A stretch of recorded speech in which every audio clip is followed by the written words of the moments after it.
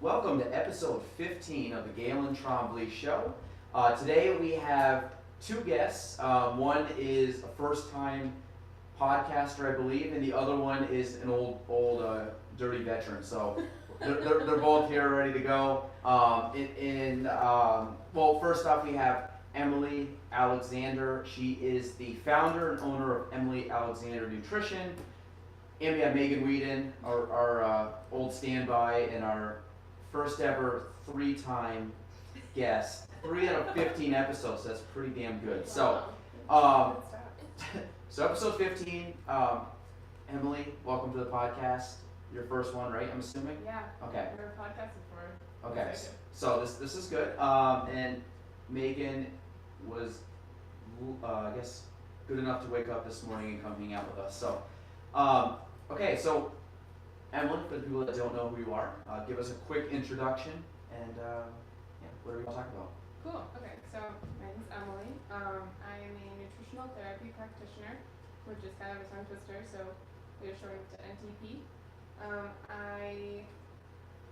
I graduated from SUNY Plattsburgh with my bachelor's in psychology and a minor in nutrition. And then I decided I wanted to keep going with that, the nutrition side. So I did the nutritional therapy practitioner program.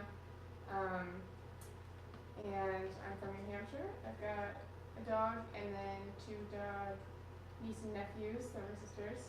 And I have 2 actual sisters, but obviously the dogs are really important. Just kidding, guys. And yeah, so that's me in a nutshell. So when did you come to Plattsburgh? 'Cause you came for college. Yeah, so I did my first semester at UMass Amherst. In what town did you grow up in? Keene, New Hampshire. Keene, New Hampshire. Yeah. Way south, Mm-hmm. right? Yeah. Kind of Massachusetts border Mm-hmm. line. Yep, Mass and Vermont. So I went to UMass Amherst for my first semester and it was way too big. So I transferred to Plattsburgh, which was an awesome decision. So yeah, I came in the dead of winter.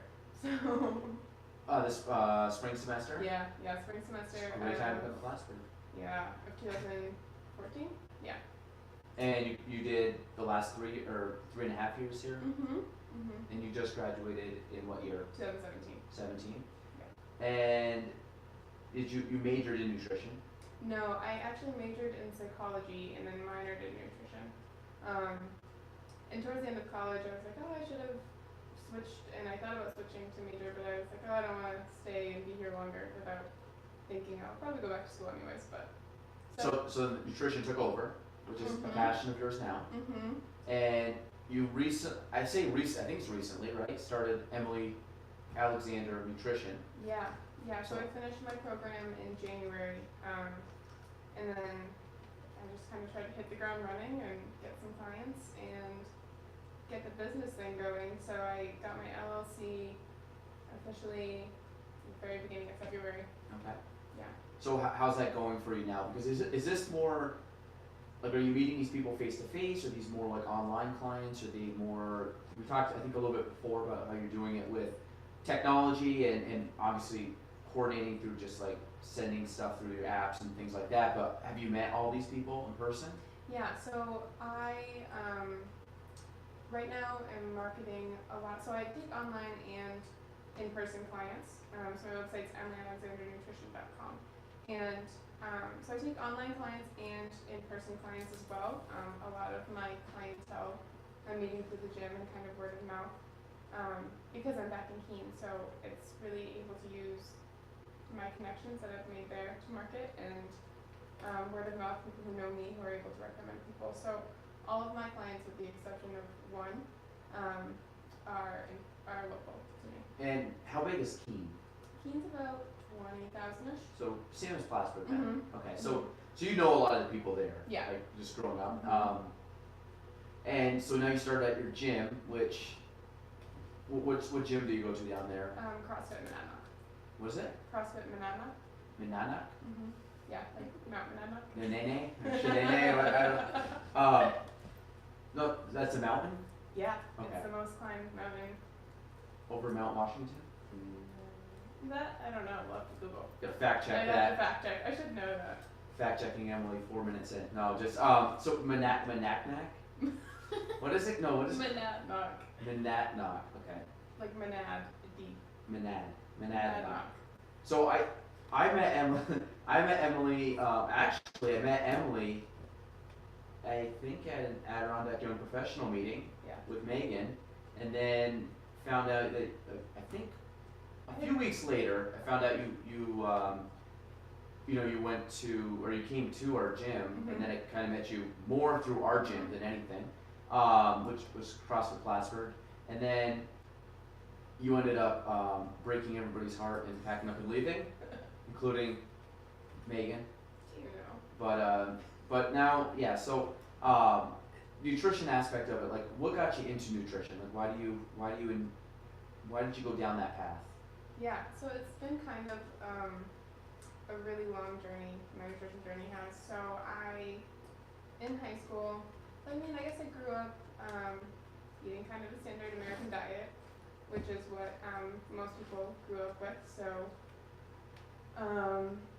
we had vegetables and meats and stuff, and potatoes and Pop-Tarts and soda. Yes, you're like me. Same. Yeah. Almost Yeah. identical. I think there was a summer I lived on ice pops in my basement for a whole summer, so pretty normal there. And I grew up with a dance background, so we were I was at the studio from 3:30 to 9 every day after school. Those are all my friends, so we were really active, but no one really talked about nutrition. Mhm. So I started to get more into it. Beginning of high school, I was vegetarian from the beginning of high school through college. I was vegetarian for about 99% of it. And then, let's see, so we're in high school dancing. Towards the end of senior year, I actually Of college or high school? high school. Okay. So towards the end of senior year, end of junior year of high school, beginning of senior year, I had a really hard relationship with food. So, I was diagnosed with anorexia, so I had an eating disorder, and my relationship with food was really negative. So then I get to college, and I think it took me a while to get to a place where it was a healthy relationship, and that's where my nutrition interest started.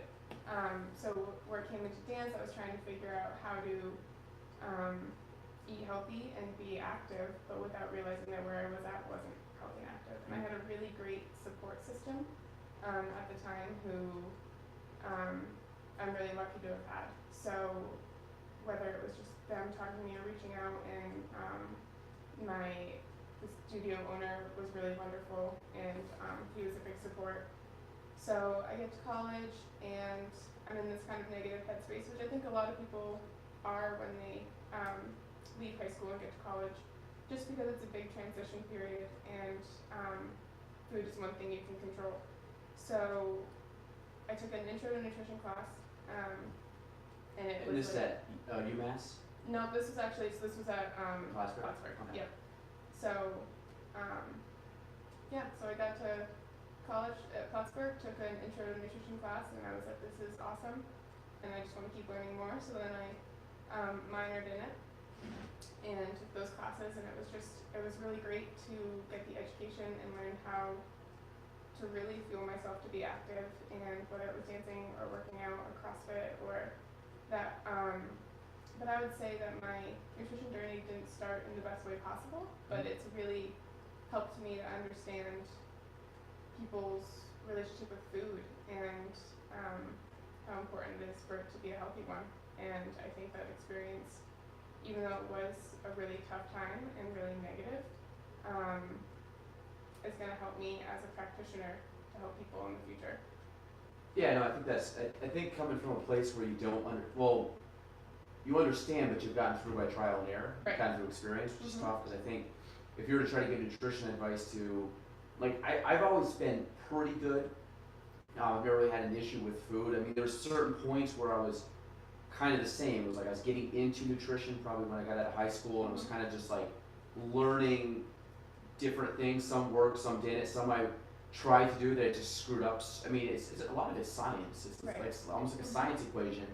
And there's times or a math equation, I was just missing certain pieces, and it negative Yeah. here and there. And then once you kind of all put it together, and of course I never really worked with anybody on anything, so it was always very self-taught, self-learned, trial and error, okay, that didn't work, so let's change gears. But I think you have that background, so if you come from a position where someone comes to you, either overweight, underweight, or I think some of the biggest things, you don't look at it, but somebody that's extremely active, that looks fine on the outside, could be not good on the inside just because they don't understand what they properly need to fuel, and I think society it's getting better. I think people are getting smartening up on what you actually have to do food-wise and calorie intake and macros and everything else, but back in the day when people were like, hey, fat's bad, carbs are good, and then now I think people are starting to see fat's not the bad thing for you, depending on the type of fat, but the sugar's the bad part, the processed food's the bad part, so stuff that people have been taught to eat over 50 plus years, which to me I think a lot of it had to do, of course, I don't know this for a fact, but hearing stuff and kind of doing some research and thing was very much almost like a government backed thing back in the day when they were trying to push certain agendas, and they were basically, it was like a propaganda kind of thing to push for it. I believe would have been the grain industry maybe. I don't know, there's something, I don't know the exact background on it. This is probably back in the 50s and 60s, which got through the whole my food pyramid crap, which was the base of the pyramid was grains, when technically the base of the pyramid should be meats and veggies. And grains should be, they're on there, they're important, but they're more towards the top of the pyramid. And fat would be underneath those, and I think the very tip top would be your or not necessarily saturated fat, but your processed food and your I call it shitty fats, but your Crisco's and all that crap. Not like coconut oil, which is saturated, but it's very, very beneficial in multiple facets. So, have you found that with kind of being, you probably have had more, but the overeaters, the overweight, the undereaters, and then the people that are physically active but don't fuel themselves properly? Am I missing a category there, or how do you break that down? Like a category of if you were people eat? Yeah, people's situations. if you're talking about food, there's obviously people that need to lose weight because they've just had a problem. Maybe they binge eat. Maybe they have emotional issues with food. Then you have the people that undereat that have the same issues, just on the opposite side. I'm not skinny enough, and then they don't eat, and anorexia or bulimia. And then you have the middle, which I think is kind of the silent group that you probably don't see on the outside because they're say they're athletes going to a gym. And they're working hard, and then you find out they're eating 1,000 calories a day, and it's whoa, wait, what are you doing? And a lot of that you don't see on the outside, but they're struggling just as bad on the inside, even though they have one part of their life that's good, which is the physical aspect. The fueling aspect is very poor, which brings down their basically potential. So those are the three that I can think of. Are there others that you would classify people in? Yeah, I think there's a few. So what I first think of is the people the busy parents or moms who are running around all day and worried and stressed out, and they're not eating enough. So kind of like what we were talking earlier at breakfast. Which is what I'm kind of struggling with now. You're kind of a busy mom right now. So there you go. So you maybe eat breakfast, or you just have coffee. You're running around, you're getting your kids to school, you're working hard, you're doing all that, and then it gets to 2 or 3 in the afternoon, and you're hangry, your blood sugar drops, you are starving, you reach for the closest thing possible to you because you don't want to go home and spend time to cook, or you didn't prep food or bring it. So you reach for the candy bar, you reach for the coffee, it spikes your blood sugar back up, and then it's this whole roller coaster cycle. So that's something I see that's really common, is that people are busy, they don't plan, and they just get themselves in a situation where they're angry and they're not eating enough in general because they're waiting, and it's hard to get enough in at 4 or 5 at night, and then you kind of back yourself into a corner with that. So that's the first one that I see a lot. Then I do see a lot of people, especially being in the gym, under fueling without realizing. So this is a conversation I have with a lot of the members at the gym at CrossFit Meghan, is that you need to be eating a lot more than you think you do. And most people, I would say probably 90% of people, can eat at least 2,000 calories if you're looking at that and with the activity level, and that's where they should be eating. But I get nervous when I start to see people dipping down way below that, and they're wondering whether they're not making gains or losing weight or doing those things, but your body's in a panic mode. So that's another category I see. And then there are people who need to lose weight, so they're trying a lot of different diets that don't work, or they're hopping on the latest beach body craze or something, and Keto. Yep.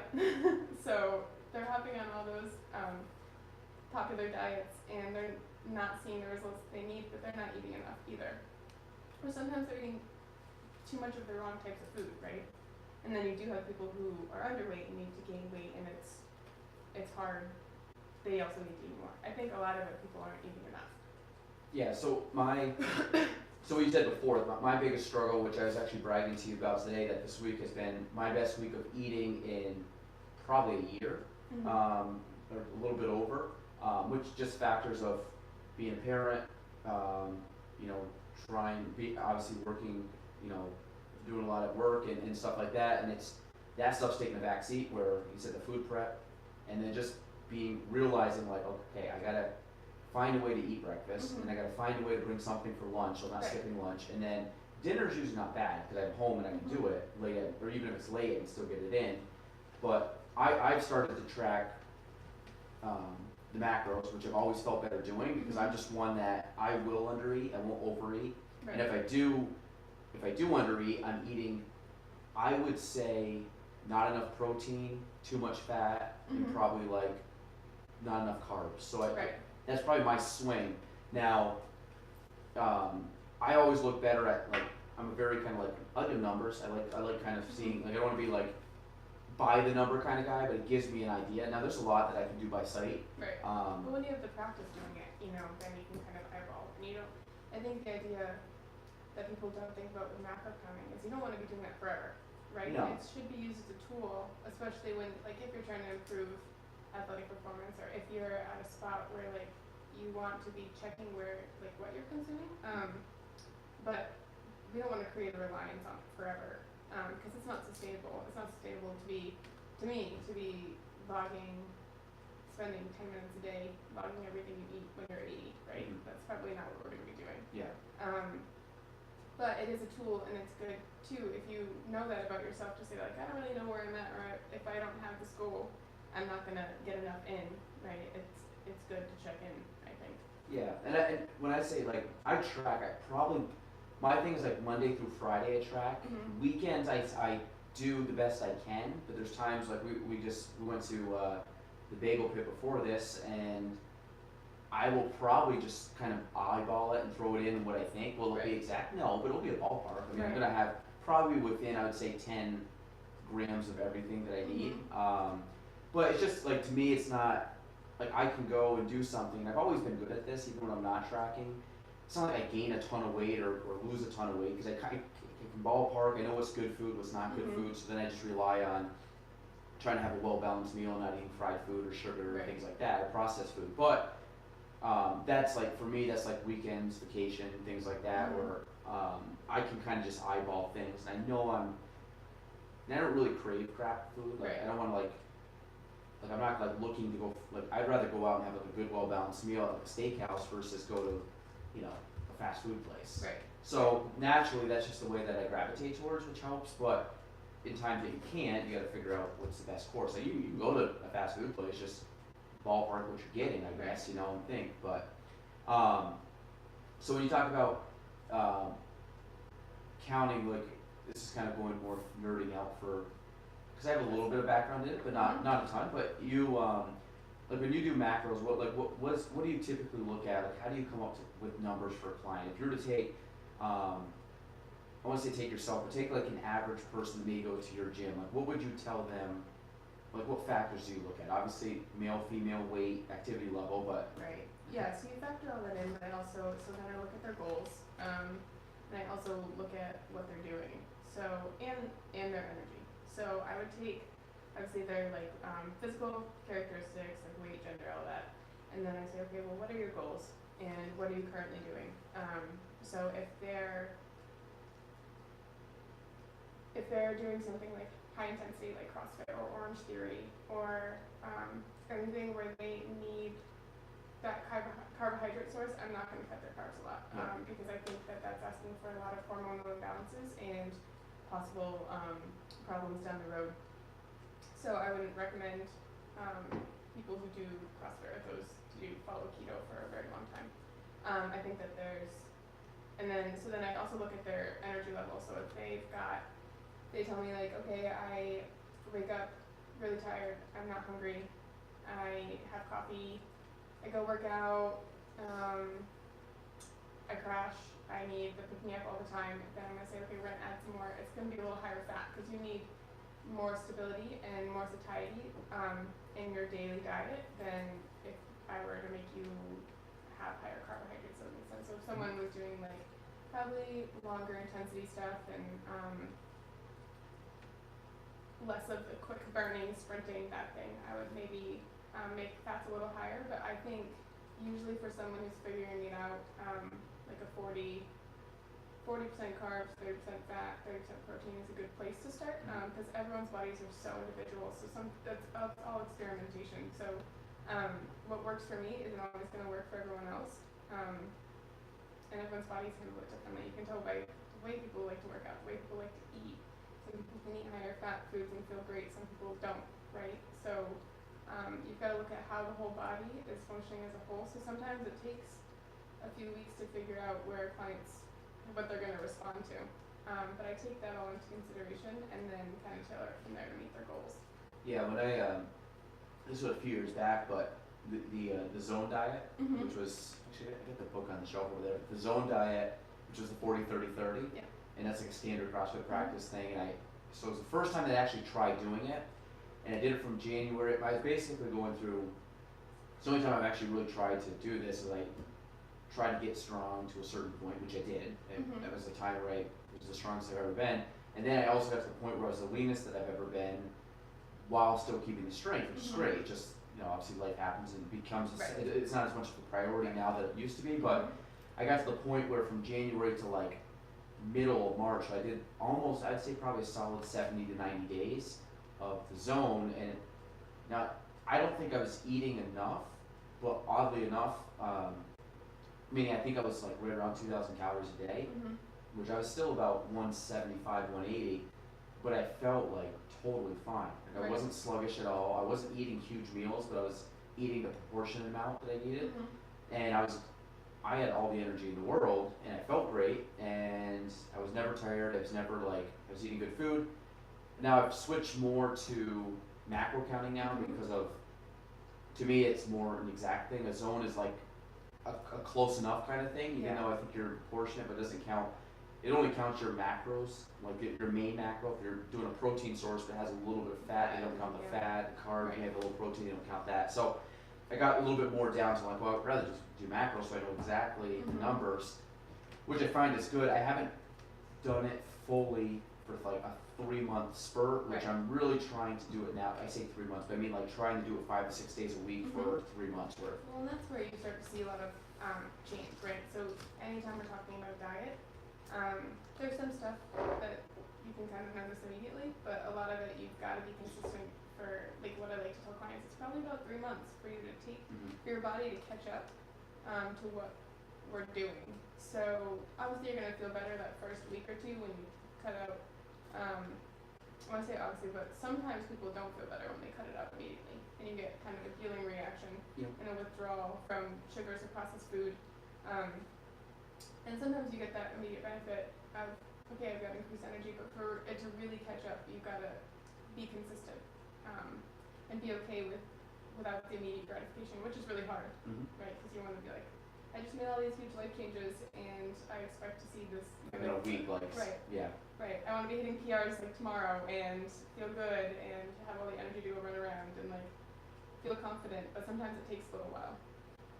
Yeah, no, I think that's the same thing. Like when I know going in, it's the same thing. Like everybody does it for a week. I find though, like even just in a week, I don't know if it's hormonal or whatever, but I just find that gets a little bit. I feel just a little less like lethargic, and I feel a little less kind of like bloated kind of deal because, and that happens quick. I think that happens for me, that happens usually in the first week or two. I can feel a shift, and then I get probably to like week 3, 4, where it really becomes a habit. Yeah. And then to me, you're kind of on cruise control at that part. I mean, you obviously do the work, but it's not, you know, everything's kind of set. And like if I use like MyFitnessPal, my thing on like one of those things is, again, the hardest part is the first couple weeks. Well, everybody's human. We're kind of creatures of habit. Right. We go back to the same meals. Like I'll eat the same breakfast probably in a month 27 times, or a variation of the same breakfast. So it's all there. Right. You know, lunches are probably the same. So I'm just gonna keep getting the same foods. Right. And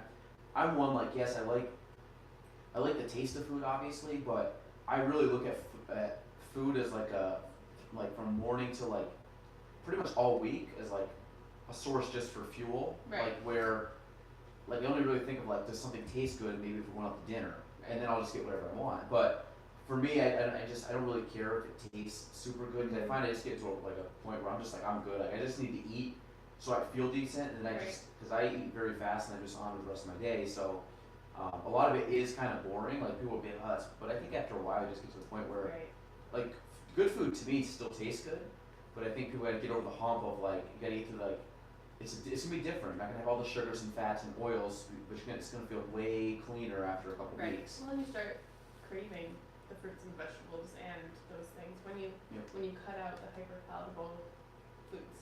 So I think that's and there's two kind of camps of people. There's people who see food as fuel, and they just say like, really, if I didn't have to eat and I could just like take a pill that had everything in it, then I'm just looking to see if it's going. So then there's that camp, and then there's the other camp where food isn't necessarily fuel, and thinking about it's more of an emotional thing. So I think that there's two different sides to it.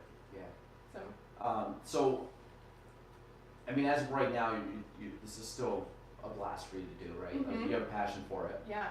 So, because I remember you did it a few times while we were up here. I did a cooking class with you once, and I know you were doing some stuff. That was right before you left, so I think that would have gotten to a much bigger level. 'Cause it was pretty cool. And you had used a little, like I said, just better quality ingredients, and I think we made a stuffing. It was like right on Thanksgiving. Yeah, it was like for Thanksgiving. It was good. We did stuffing, then we did something else with Pumpkin brownies. yeah, which were good too, but it was kind of a different variation on it. But it tasted good. And I like cooking, so it was fun. Yeah. So I don't get to cook often, but I do. When I do, I like to cook. So Yeah. So other question we want to bring up, like, what's your thoughts on extreme diets? Like extreme, we talked about like keto, where you're completely cutting out a macronutrient source. Like, what's your thoughts on? Because obviously there are people that are 100% pro keto. Right. There's 100% people that are 100% against it. I can kind of talk about my thought. I want to hear yours, but I'll talk about my thoughts on it too. But like, what is? Because I think we both agree on the premise of having a balanced nutrition versus an extreme one. But what's your thoughts on extremes? Okay. So I think that there are a lot of. All right. We'll start with keto first. So I think that keto can have some really great applications, but we have to look at what it was designed for first. So it was created as a therapeutic diet for patients going through cancer treatment, because cancer cells fed off the glucose that were in the carbohydrates. So they were starving those, and your body switched to fat burning, which creates ketones. So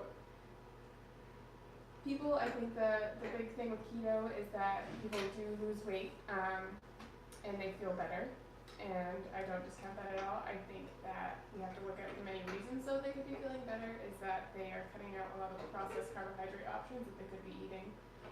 They're stabilizing their blood sugar levels because they're cutting out those processed carbs. They're losing weight because it limits what they can eat.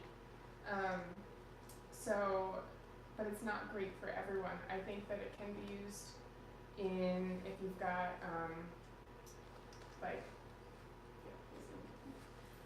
if you have high fasting blood sugar levels and you need to stabilize those. But I think the ideal is to find what's bio-individual for everyone, and that you should have some carbohydrates. Your body needs some carbohydrates. It needs fats. It needs protein.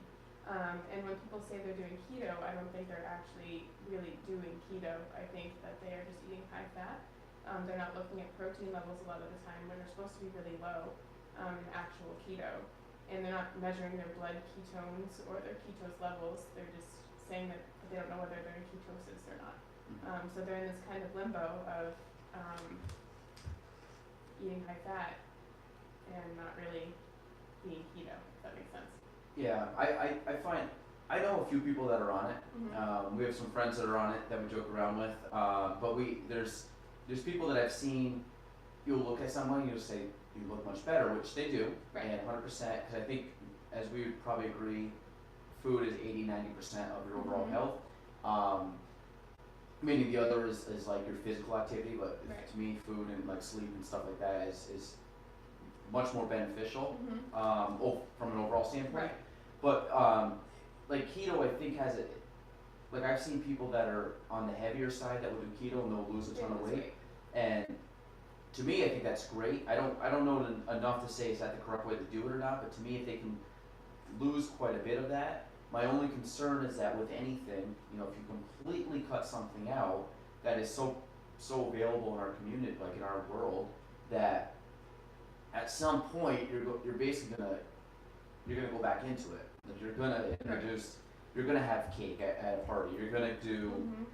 you know, life happens. ice cream, yeah. Right. And I find that it's not sustainable from a life standpoint. Like, so I think if you're like kind of like the paleo diet, like paleo is a big thing. Like I eat similar to that, but I'm not like I eat rice, I eat potatoes. I don't. Right. But I think the keto diet, if you get to a certain point where you're completely eliminating a certain type of like sugar, processed food, that's easy. You can eliminate that. But people that aren't eating an apple or aren't eating tomatoes on their salad. You're missing out on a lot of the vitamins and minerals and micronutrients that you could be getting, right? So I think that's where the problem people run into, and I think that my view on diets is that throughout the year, I mean, our food needs are different, right? So, and it makes sense when you look, like, historically.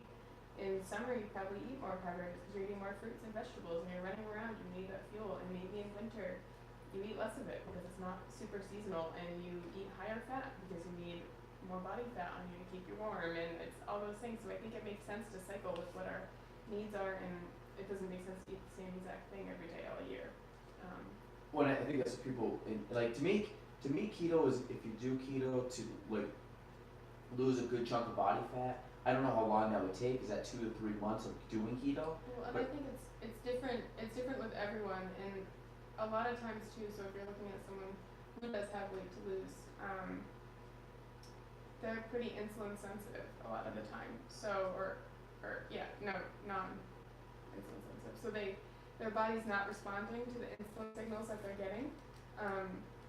So sometimes doing a higher fat diet and lower carbohydrate can make your body sensitive, like can activate insulin sensitivity. So that can be really beneficial. And then I think the long-term plan should be to gradually reintroduce carbohydrates, like healthy ones, like potatoes, sweet potatoes, squashes, fruits, vegetables, properly prepared grains. So that means soaking and sprouting them overnight, so that they are more digestible. And like gradually re-adding those in and seeing, okay, this feels good for my body, this is a good level I'm at, and this doesn't. And I think the other thing when you look at like keto or you look at paleo or those things, they remove a lot of the foods that can be inflammatory and cause intolerances and like autoimmune reactions. So people are on this elimination diet, they don't know that that's what they're doing. So they could be feeling better because they eliminated sweet potatoes, which they have a reaction to and don't know. Yeah, so like you just said, if someone does keto for a few months and gets to the level where they're like, I've got over the big hump, I've lost quite a bit of weight, I think at that point you have to go to kind of a slow, like a balanced diet with maybe, obviously some calorie deficiency to keep the weight loss going. But I think you gotta do it at a slower, more sustainable level where you're not killing yourself, where you can, like I said, life happens where you can eat. You're not forcing yourself not to eat a certain thing. I mean, the only thing that I don't allow if I'm trying to really watch what I'm eating, it would be like desserts and processed food and sweets and fried food and stuff. But it's not like that limits me. I mean, there's so many other options, but if you're saying you can't have carbs, well, go to any restaurant, grocery store you're taking, there goes 75% of your options, which I'm not saying is good or bad, but you know, if you take all the fruit and vegetable section out, like to me that seems very extreme, because to me that's probably your very base of most levels of dieting should come, I think, from the fruits and vegetables and meats. Right. And I think it is important to say too, if someone is losing weight, we really shouldn't be in a deficit for more than 12 weeks. You don't want to put your body in that stress, and I think a lot of people are chronically dieting and not realizing. So that's why working with someone can be so important, right? Because you've got that outside person who's able to say, okay, we've put your body in this stressful spot, or you came to me and you've been in this stressful for your body dieting stage for the past 2 years, right? Your baseline's been less than what it needs to be, so let's bump it up and give your body a break. And that's why if you need to lose weight and if you're at that spot and you're doing it in a healthy way, it's gonna take a while, but you're gonna keep your body healthy at a baseline. That's gonna be better long term.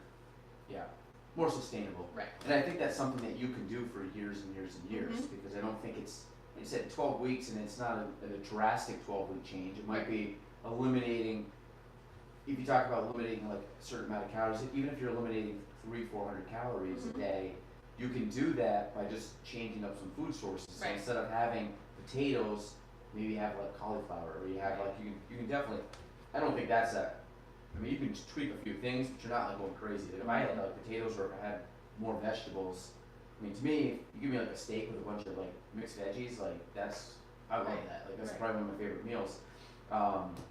So I don't know, anything else you want to add to that about the elimination diets? I think it's the same. Is there any others that you can think of? I mean, obviously, like low fat, people know does not work anymore. Low fat's it's not good. Your hormones need fat. That's the building blocks from cholesterol. So, yeah, you want to be eating healthy fats. You want to be eating good sources of carbohydrates, good sources of protein. So, like, what those look like is grass-fed meats, wild-caught fish, pasture-raised eggs and chickens. So for somebody, or we'll use you for an example, I guess, or even use a client. Give someone a rundown of a day that you would, a day of eating. Now, obviously, things change, but if you were just say, this is what I might eat on a normal Tuesday, like from morning to night. Obviously, factor in your normal day. If you say, like, hey, I go to the gym 5 days a week, or I do something active 5 days a week, add it in. Like, add like what you would eat 80% of the time. Okay. So. And times if you can. Yeah. So my schedule. I don't think I said in the beginning. So right now I'm a children's case manager. So I see kids on our treatment team and like work in the homes with them. We just started implementing nutrition services too. So I'll be working with families, and therapists can refer their clients to me, and I'll go like work at the homes with the families, go grocery shopping with them, teach them how to find healthy stuff on a budget. So my schedule, it's nice because it's really flexible. Because I see kids after school, and then I also meet parents during the day. But so my schedule's a little more flexible. So I typically, I wake up. Say it's not a day that I'm going to the gym in the morning. So I wake up. I have some water first, usually with some lemon in it or some apple cider vinegar. Just to get digestion flowing and to rehydrate. So this is something that I had to work on for myself, because you're sleeping and you're dehydrated from sleeping all night. So before you put anything else in your body, you want to make sure that you're putting water in it. And water is one of the most important things that you can have ever, because you need to be hydrated for all of your body functions. So cellular communication, losing weight, energy, performance, joint health, migraines, fibromyalgia, they all have a role in dehydration, or dehydration has a role in all of them. So have some water, and then have some coffee, my first cup of coffee. And then my breakfast will usually be, so it's probably around 7:30 or 8, and I usually get up around 5:30 or 6. Do you have black coffee? You put something in it? Usually I have black coffee, but lately I've been doing, blending some cocoa butter or coconut oil, some maple syrup, and coconut milk and some collagen if I have it. So I like to blend that up. And then I have some breakfast, which will either be some soaked oats overnight if I had worked out that morning just to get some carbs in. And I usually add some nut butter and like some sun butter or something to get some fat in so my blood sugar doesn't crash later, and also some protein powder. Or I'll have like some scrambled eggs inside. But if I didn't work out, it's usually a higher fat breakfast. So it'll be like 3 eggs scrambled with lots of veggies. So like spinach, mushrooms, and then some fruit on the side. That sounds good. Yeah. So, and then go to work. I usually probably snack on, I make some energy balls that have like oats and seeds and like nut butters and stuff sprinkled in there, so some healthy fats and protein. And then I usually have like an orange. I eat the same thing a lot, so it's pretty boring. Yeah, like I said before, yeah. No, that's fine. Yeah, so usually that's around like 10. And I like to pack a lot of snacks so that I can prepare, because you know sometimes you don't eat them, but sometimes you're sitting at your desk and you're hungry. And then for lunch, I usually have some type of squash or potato, and then a protein, so it'll be like chicken thighs, just to get more flavor than a chicken breast, and they've got healthy fats in them, and then I'll have some greens, and usually like a Brussels sprout or Brussels sprouts or some other kind of veggie. So usually I try to structure my meals with a carb, a protein, and a fat. So then with some avocado and some veggies in there. And then that's usually around like 11:30 or noon. And then I've also usually had another cup of coffee by then and lots of water. And then I usually have maybe around like 3 or 4. I'll have like a granola bar, like an RX bar, an Epic bar, or some like Epic like beef jerky, something that's like protein to help keep me full until dinner. So then I might go work out, go drop into a CrossFit class or do lifting, and then after that I'll have a post-workout shake sometimes, which is coconut water. What I've been doing a lot lately is having some like a scoop of protein powder and then some coconut water, and then I add coffee to that in the morning if I'm working out at like a 5:30 class, just to get a little bit of energy. And then so I like to get the protein and carbs in after I work out, and keep the fiber and fats away from that. So then at dinner might be some like lentil pasta and some wild caught fish like salmon or redfish, and then some veggies. Cool. And what time do you eat dinner? Like what time do you end during the day?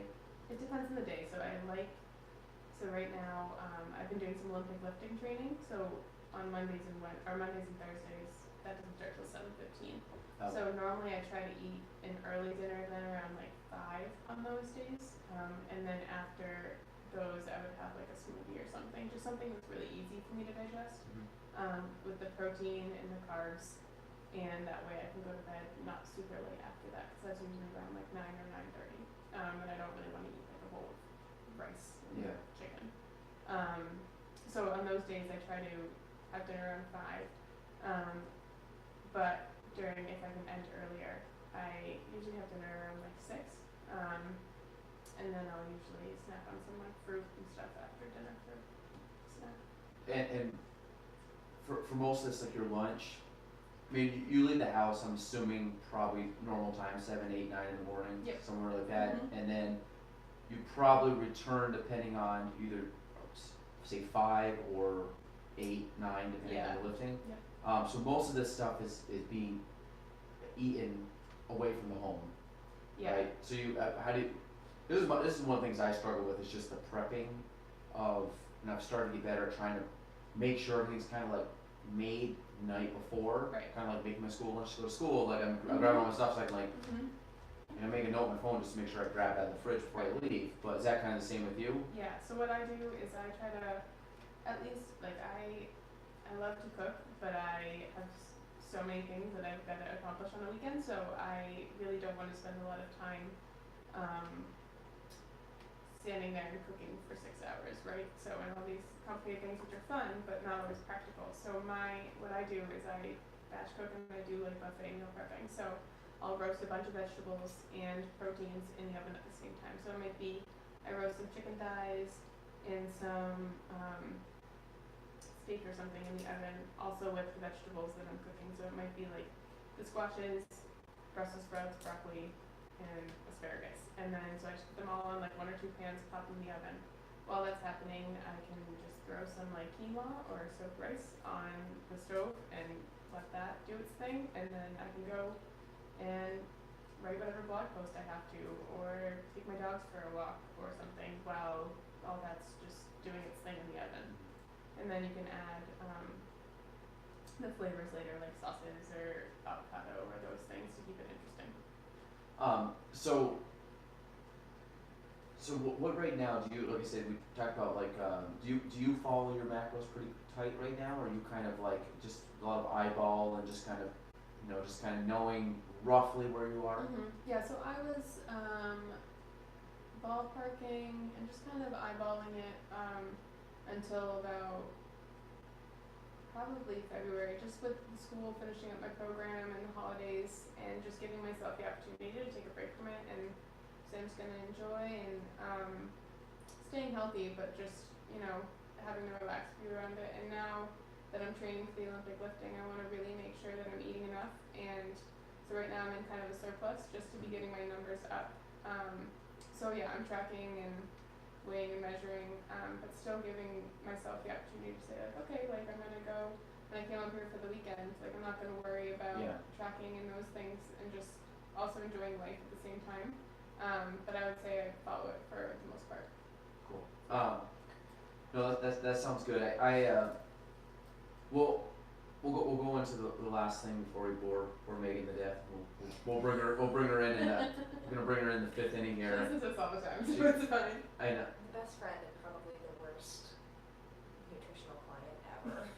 Yeah, she was supposed to be my practice client. We had to like go through the process. I was like, oh, this is great. Like, Meg will be fine. And then it was like 6 months of drink water, drink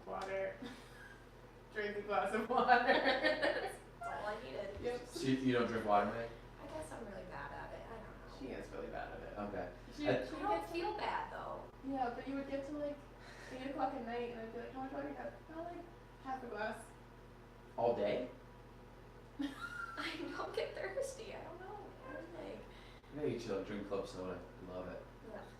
I No? don't like anything carbonated. Okay, never mind. Other people can chug soda or like. Well, I don't drink. Like, Don't drink soda. freaks me out. Don't drink soda. Yeah, so Right? Yes. Thank you. Club soda This is probably all I have all day. to drink. see, it's a work in progress. Oh my god. That's a lot though. But you. That's we're- 20 so- ounces. So for those who can't see or are not going to watch us on YouTube, this 20-ounce coffee cup from Bagel Pit that she's pointing at. Peppermint tea. That had peppermint tea in it, so it didn't. Well, I mean, it was A water. little chalky almond milk later before I go to bed. That's it. So Megan just walks around as a dehydrated Yeah, grape all day actually. long. Yeah. Just a grape lying around. Not even a grape. She's a raisin. She's a raisin. Don't follow Meg. Drink water. So you talked about that. Like I try to drink. My thing is I drink water. I'm not the one person that will like fill up a huge thing of water and chug it in the morning. I'm one like I'll be sipping on water and then I start to drink coffee. My problem is I drink water and coffee a lot, but I probably would drink coffee from like 7, 8 in the morning up until noon. That's probably all I'm drinking. Where like So then you're playing like catch up. well right now I have a coffee that I drink 90% of the time, and I have a thing of water here too that I sip on. Yeah. Like kind of like clean out the coffee taste here and there, but then like once it hits, then I drink water the rest of the day, and I actually do drink a lot of water, but I backhand it. So I drink a ton like later on in the day and like at night and before bed. I'm just constantly drinking water then. But so I'm really like a 8-hour coffee guy, and then like the other 12 hours, or not 12 hours I'm awake, other 8 to 9 to 10 hours I'm awake, I'm drinking water. Yeah. So I don't know if that's good or bad. Well, so you want to be starting the morning, like I said, with water to Yeah, rehydrate I gotta get yourself. better at that. Yeah. Which is hard as you drink coffee. But so essentially the rule of thumb is that you should be having half your body weight in ounces in water. So half your body weight in at least. So if I round up, So if you're 180. so 180 would be At least. 90 ounces of water. At least. And then if you're active, so then you add on. Just 4.5 of those, maybe. You can do it. Got it. Well, you're not my weight. You put your 3 of those, maybe. So then you have to add at least another 12 ounces per diuretic, which would be coffee or soda or tea, or per hour of exercise. So if I drink this, that's probably another 20 ounces of water needed, Yeah. roughly. Mhm. And then if I work out, there's another like 12. Mhm. So I'm like 120. Yeah. So So that's you have a lot of water. 6 of these of water a day. I could probably do that though. Yeah. Wha- If you wha- have, like, wha- 20 why, ounces why top? You can really chug that quick. Yeah. Probably drinking that bottle slower. Mhm. I just having to pee is the biggest inconvenience Well, in the so- world to me. Okay, so this is the thing though. So Hey. Never mind. I was gonna do I was gonna say if everybody pees their pants. Remember Billy Madison? Yeah. Greatest line ever. Hey, Billy peed his pants too. No, keep going. Sorry. Yes, it's cool. Peeing your pants is cool. Consider me Miles Davis. For the old little lady. That's We're not gonna not- quote I'm not gonna Adam quote. Sandler. We're not gonna quote Yeah, Adam do it. Sandler movies. Cause that will be a podcast in Yeah, itself. that's gonna be Keep a going. song. Sorry, keep going. So if you are drinking water and then you have to pee immediately after, it means that your body has built up toxins that it's trying to flush out. So eventually that feeling does go away. But that's why it takes a while for people to get into the habit, because it's not fun to have to pee all the time. But that goes away when your body gets used to it. But it's flushing out the toxins, because if you're dehydrated, those toxins aren't going anywhere. Clear pee's the way to be. Yeah. I had an old doctor that told me that once. We were doing physicals, like junior high, and that was what he told us. Clear pee's the way to be. So I remembered that. So Yeah, yeah. when You it don't looks wanna take when it that comes risk. out like water, that's a good sign. Yeah. Not yellow. Right. So want to get into it. How long have you been doing? What's your your physical background obviously was dance. Yeah. Did you do any kind of like lifting, working out on the side with dance, or was it pretty much dance and then up until recently? It was. 'Cause you're 24. 24. 4, okay. So it was dance from when I was 3 up until 18. I danced I just would be at the studio from like 3 to 9 Monday through Thursday, and so that was my physical background. And then I got to college and joined the dance team, and then would go and run on the elliptical or the treadmill or do the cardio and abs kind of thing. And then, but I didn't really know what I was doing. I was just kind of going in there and moving around, and I started lifting weights, it might have been the end of my freshman year, beginning of my sophomore, I think it was the end of my freshman year. I started lifting weights, and I had a boyfriend at the time who was kind of teaching me how to do it, and that was my first introduction. And it was really fun to say like, wow, I've never like tried to lift anything heavy, and now I can squat. I mean, it wasn't heavy compared to what it is now, but that's what shows what practice is. And say like, wow, I never thought I'd be able to pick over 100 pounds off the floor, and that's pretty cool.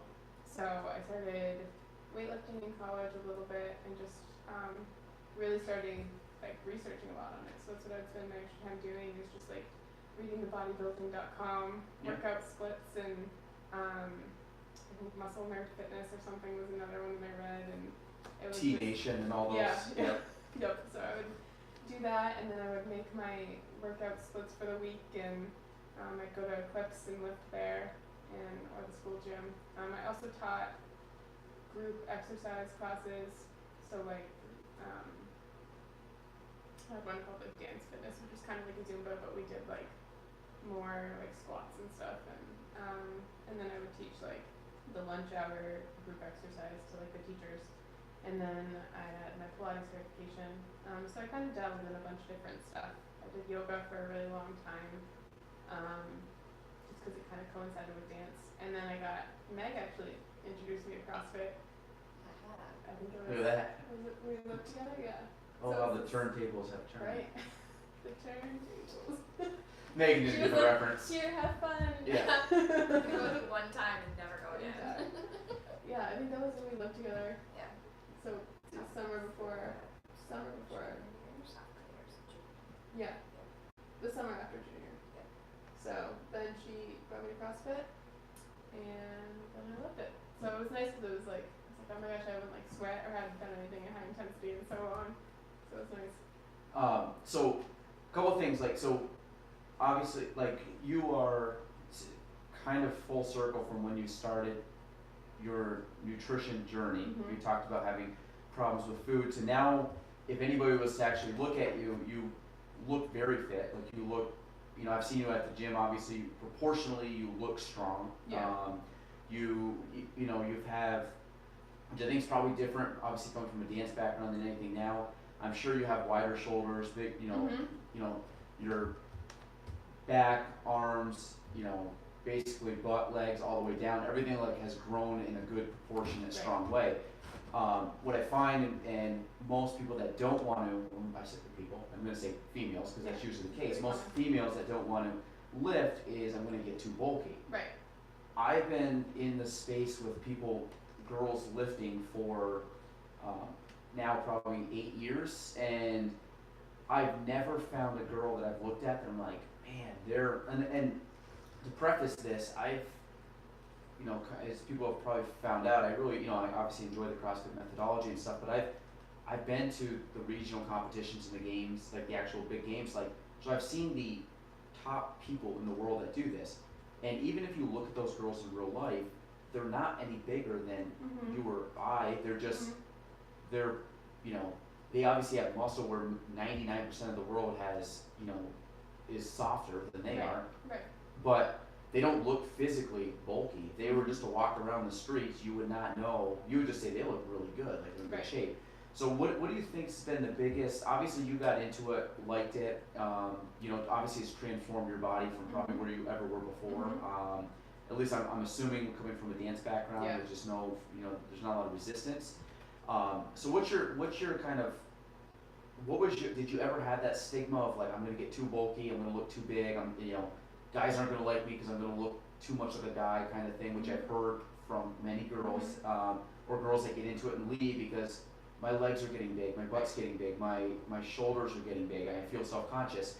So what would you say to any kind of girls that are on the fence about joining? Because I know any girl that's come to our gym that's stuck with it, that really gets into it, does not care. They Right. literally get to the point where if you ask them what they look like, obviously there's some vanity part of it where they do want to look better and stuff, Right. but most of them are like, I want to lift more and go faster. Right, and that's what I really love about CrossFit, is that it takes the, I mean, because everyone still wants to feel comfortable in their body, and I don't discount that at all, but I think it takes the pressure off of yourself to feel like I need to work out to lose weight, or to be skinnier, or to take up less space, and when you're in the gym and you're feeding off of what all your friends are doing, and you're watching them work out and get the edge, like, I wanna lift as much as that, and I wanna be stronger, and I wanna feel great, and be able to run faster, and do all the things, and have all the fun doing it, and it's just really, I think that people need to just give it a chance, and it just, if you're worried about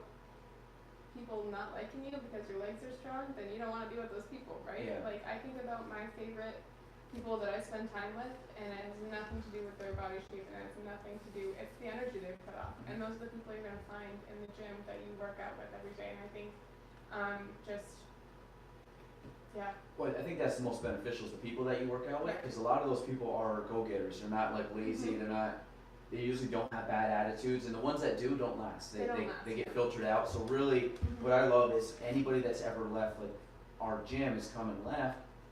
I always say we've kind of got rid of, like, you get rid of the people you don't want at your gym, because eventually you want the best to kind of rise to the top, and you want the people that have the self-confidence and they have the you know, just joy to be there, work hard, get better, improve, you know, do it with other people, not just be, hey, I'm gonna do it myself, I don't care about you. You know, I want myself to get better, and I want you to get better, and I want the youngest and the oldest and the most fit and unfit in our class to get better. Right. You actually had I think I was creeping on your post the other day, which is what I do. I think I did that for Meghan too, and I like posts from like 2010 on there or Yeah. something. I think I was with you. I opened my Instagram and I'm like, holy cow, like I like Galen, what Ding, do you ding, ding, ding. And I pull it up and I'm like, damn, Galen, okay. I think like 90% Professional were stuff. you with Nana. Yeah. So I had a bunch with Nana. But you had a post the other day. I think it was a longer post, but you had basically written on your, I think you have the nutritional Instagram and your Yeah. personal, right? So I Yeah. think this was on your nutritional Mhm. one. You had wrote one basically saying what you just said about, don't. I think the one that you took away was don't try to take up more space was kind of the premise of it, Well, I but think kind of go into that. Yeah, I think that people, especially women, but also men, like we get in this pattern of I should take up less space. I need to be smaller. I need to sit here and not take charge of my life and don't take ownership. I think you should be taking ownership. I think that space is awesome, and if you're around people who make you want to take up less space, go find another group of friends. I think that you're gonna attract more people that you want to spend time with when you're able to be comfortable with who you are. And it's a long journey, but and that's why finding stuff that makes you feel confident. Like if CrossFit isn't your thing, go to a yoga studio, go find a group to run with, go do something that like put yourself out there. And that's what CrossFit's really given me is the confidence to say like I want to be stronger and I want to be constantly improving and not taking away from myself. So whether that's okay, your legs or your butt's getting bigger, go buy some jeans that you feel good in. Don't try to buy the same jeans that 2 years ago because your body's always changing, right? Like do stuff that makes you feel good rather than having to take away from yourself. Yeah, I've seen I follow people obviously on social media and stuff, like local people and, Mhm. and you get a lot of the gym crowd and stuff. They go to the gym and they obviously take all their mirror selfies and Right. stuff, which to each their own. But what I find fascinating is and I could be wrong, maybe it's just because it's broadcast more. I'm not in that space really, but there seems to be a lot more like female powerlifters in the area, Mhm. which to me is kind of cool because it's a total different stigma than what you Yeah. used to see. Where I'm starting to see girls that are pulling 300 plus pounds on a deadlift, Right. which that is a pretty good feat to do Yeah. as a lifter, and local girls that are really getting after it, and I think that's a cool thing because I think it takes away that stigma from because I think it was always kind of a male dominated spot of like lifting and doing all the bodybuilding splits and things like that. So now I think girls are just like basically fuck it, like we're gonna get just as strong, and I think and to me that's incredible because the human body is a human body. I said Mhm. both male and female have to be doing the same style of training in resistance, and it's kind of cool to see that wave where I think for a lot of girls it's a mental wave, Yeah. where I think for guys it's more physical because like Mhm. guys are like I want to get big, but like physically I gotta get to that point. Girls gotta get over the mental hurdle of should I allow myself to get to that Right. point? And I think we're starting to see a lot of, and it's kind of cool. Like I hope more people follow that trend, whether it be powerlifting or CrossFit or whatever. That they're like, hey, lifting weights is not gonna make me look like this, It like physically won't. You this need- guy. Like you don't have enough testosterone in your body. You don't have enough. And to be honest, even the people that are at the very top of their game and are doing, and I'm talking natural people, not like Mhm. injecting Yeah. steroids, but like those people physically aren't gonna get to that level. Even from a guy standpoint, I can lift as much as I want. I'm not gonna look like, Jay Cutler and Ronnie Coleman. Like I'm not gonna look like that because you have to take some supplements to get like, illegal supplements probably or whatever to get to that level. Right. But for, the average person that goes to the gym who's, I would say more serious about it and is really trying to kind of, maximize their athletic or physical potential, they're only gonna get so big. And I think most girls, aren't gonna get real bulky. Right. I haven't seen it yet, and Right. And I think that they also have to remember that they're their own hardest critics, right? So when people are looking in the mirror, they're seeing something completely different than 99. And I think everyone's had that experience where they look back at a picture from, say, a year ago, and you're like, wow, remember looking at this picture and I didn't like it because I thought that I looked like X, Y, or Z. And then you're like, wow, I actually look pretty good. So I think just remembering that, yeah, you're probably not going to get that bulky. It's not going to happen that way. And you've got to, and to be honest, for most girls, for you to put on muscle, you've got to be eating more in a surplus, right? You've got to be gaining. You can't be dieting, but also want to hit PRs and all those things. I mean, it's a science. So And also for a lot of people out there, Instagram filters and airbrushes do a lot. So Right. don't trust me. A lot of those people that you see, the Instagram models, those are not the original photos. right. So Which is like a cool. It's a cool change now. I think happening on social media where people are the no filter thing. People are being more real, but you still, and that's where you just gotta use your judgment with who you follow, and follow positive people if you're a social media person. Follow positive people that make you feel good. If you're following Instagram models that make you feel like shit, delete them. Right? Yeah. Like because again, you see the highlight reel. you see the highlight reel exactly. Mhm. You're seeing them on a good day with good lighting and, Right. and good angles and everything else with professional cameras and Mhm. professional Photoshop ability. So Right. I wish that happened to me. I would look way more Right. jacked than I am. So but we'll get rid of the nutrition. I wanted to bring Emily on so she could kind of go into it because I know that's a big passion of hers, but we didn't want to leave out our favorite regular on the show, Miss Meghan. So I'm gonna let you guys kind of just like kind of have the floor here. Tell me about your friendship, where you guys met, anything that you can say. Again, everything's pretty much on the, you can say whatever, so I don't care. But anything, just kind of tell us how you guys met, your history up to now, and then any good stories, anything with dance, anything with college. I guess I'll prep what our relationship in a nutshell is last night we were gonna go out and have some fun and then fell asleep at 11 watching The Office. And that's why I enjoy having both these ladies on the show, my all-time favorites. So. Yeah.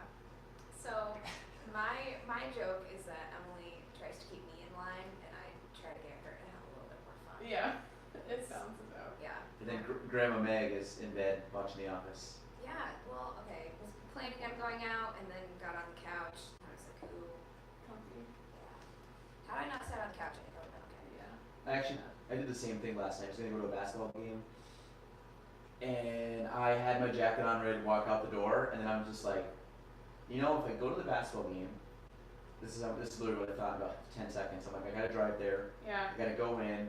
Mm-hmm. I just really don't feel like talking to people, not in a bad way, but people won't realize this. I'm way more introverted than I am extroverted, so I have moments of like social anxiety where I'm just like, I don't want to talk to anybody. And then I was like, I gotta sit through a basketball game, and I gotta come drive home and be back at 10. So instead, I watched on Netflix the 2000s, which is great, Mm-hmm. like the CNN like documentary on the decades. So now they've done like the 50s and 60s and 70s. Now the 2000s, which is basically I know every reference on there, which is cool. So I did that. So I did the same exact thing you guys did. Yeah. Except I wasn't going out. I was like going to watch basketball and come back. Yeah. So keep going. That's pretty much it. I'm just the bad influence that she's a bit. Were you drinking water last night, Meg? No. I had Do a work you dinner. well, no, okay, yeah, sorry. Yes, you did. I I'm did just have water though. okay.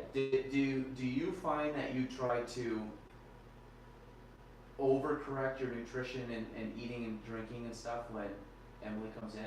Do you like come in like shit? Give me a water bottle, so she makes it seem like I'm at least like go pour half of it out and leave it next to you. No. Like hey, I still no. She knows who I am, like to the core. She knows me better than I do, so that there's no use in trying. I do know that I am better about it when she's around. Like when she was going up this weekend, we went to Saranac Lake yesterday because I work up there now, so I just kind of showed her all my hangouts. And were you walking or were you working or did you just go up for the day? no, we just went up for fun. Oh, Had some great avocado toast. Yep. I've never had that. It's pretty good. Is it? A lot of people would eat it. Shout out It's just to mashed Origin up. Coffee in Saranac Lake. I saw the post and then It's so good. Origin Coffee. Mm-hmm. I don't know who it was. I told one of you. I bought. I think it was Meg. I bought coffee from Hannaford's, which was Vermont Coffee Company out of Middlebury, and I grinded it up. I've had I'm a big I like Starbucks. Like I like that kind of roast and stuff, and I've been skipping anything. Like this is the first week that I've wanted to make coffee, because usually when I make it, it's decent, but it's not as good. No, but every single one I made this week, I've been super pumped. So I'd rather made my coffee. So I found a good coffee. But I love coffee shops. So Yeah. Origin Coffee in what, Saranac Lake? Yeah. Okay. Yeah. Did you get tea? I gotta try to. A lot. It's spicy. Chai's got a little kick to it. It's not bad, but it's got a kick. I like it. Because I don't drink caffeine like ever. I don't like coffee. Some of those. I don't understand. I just now. don't even understand the reference. No, keep going. So I don't drink anything really, except for alcohol. That's my own problem. So yeah, then You don't drink tequila? that's Yeah, my that's the one thing. that's my poison. Oh, yeah, I hate tequila. Love it. Oh, you do love it. I actually hate it. Her friendships out of me. I used to hate it, and now I like it. Tequila? Yeah. Maybe I just drink really shitty tequila. Probably. It always gives me hangover. I shouldn't say I don't like the taste of it. I don't like, because it gives me hangover. That's why I don't like it. Mm-hmm. Well, what are you drinking? Vodka. Wait, what? Well, what kind of tequila are you I don't drink enough of it to know. I was down at a bachelor party. at my house. I was down at a bachelor party in Philly, and we had one of the guys that was there was like a big beer distributor or something, like within New York. Guy knows a lot about alcohol, like not just like who's how I'm gonna drink it, but like knows And he goes, this tequila, and I'm thinking like it was like a kind of a double, so it wasn't like a whiskey glass kind of thing. He's like, no, just sip on it, and it was very good. It's kind of drink like a whiskey. But I'm not a big whiskey guy either. So, I don't know, it's just, I haven't had that. What's the best tequila? I like Bonitos. It's like not super expensive like Patron, but it's much better quality than Jose. I refuse. I won't. I'm too old for that shit now. For what, Jose? Yes. My ripe old age of 24. Yeah, I don't even know, like, I usually have tequila just in like margaritas. Yeah. Which I love, like, I don't, you gotta be crazy not to like margaritas. I don't know who doesn't like them, but if you go to the Pepper, which I think has phenomenal margaritas, I don't know what they use though. Use Jose? No, well, it depends on which one you get. Yeah. They're all different. Because I think one time we went after a golf tournament, I just Yeah. like, give me the Cadillac, and Meg's like, I want this with ding, ding, ding, ding. Why don't you just order mine next time? Yeah, just order mine next time. She's like, no, this is actually how it should taste. Okay, well, that's my new moment with tequila. So you like tequila, and That's the nutshell. that's it. So you guys are. So now we know about Meg. Yeah, we met, we were both on the same dance team in college, and she joined when she transferred in, I following was fall semester. scared of Meg when I saw her. Yeah. I think as is everybody. Yeah. Well, okay, so this yeah, was man. this Yeah. that and She's harmless. Say hi to Meg. She's not that bad.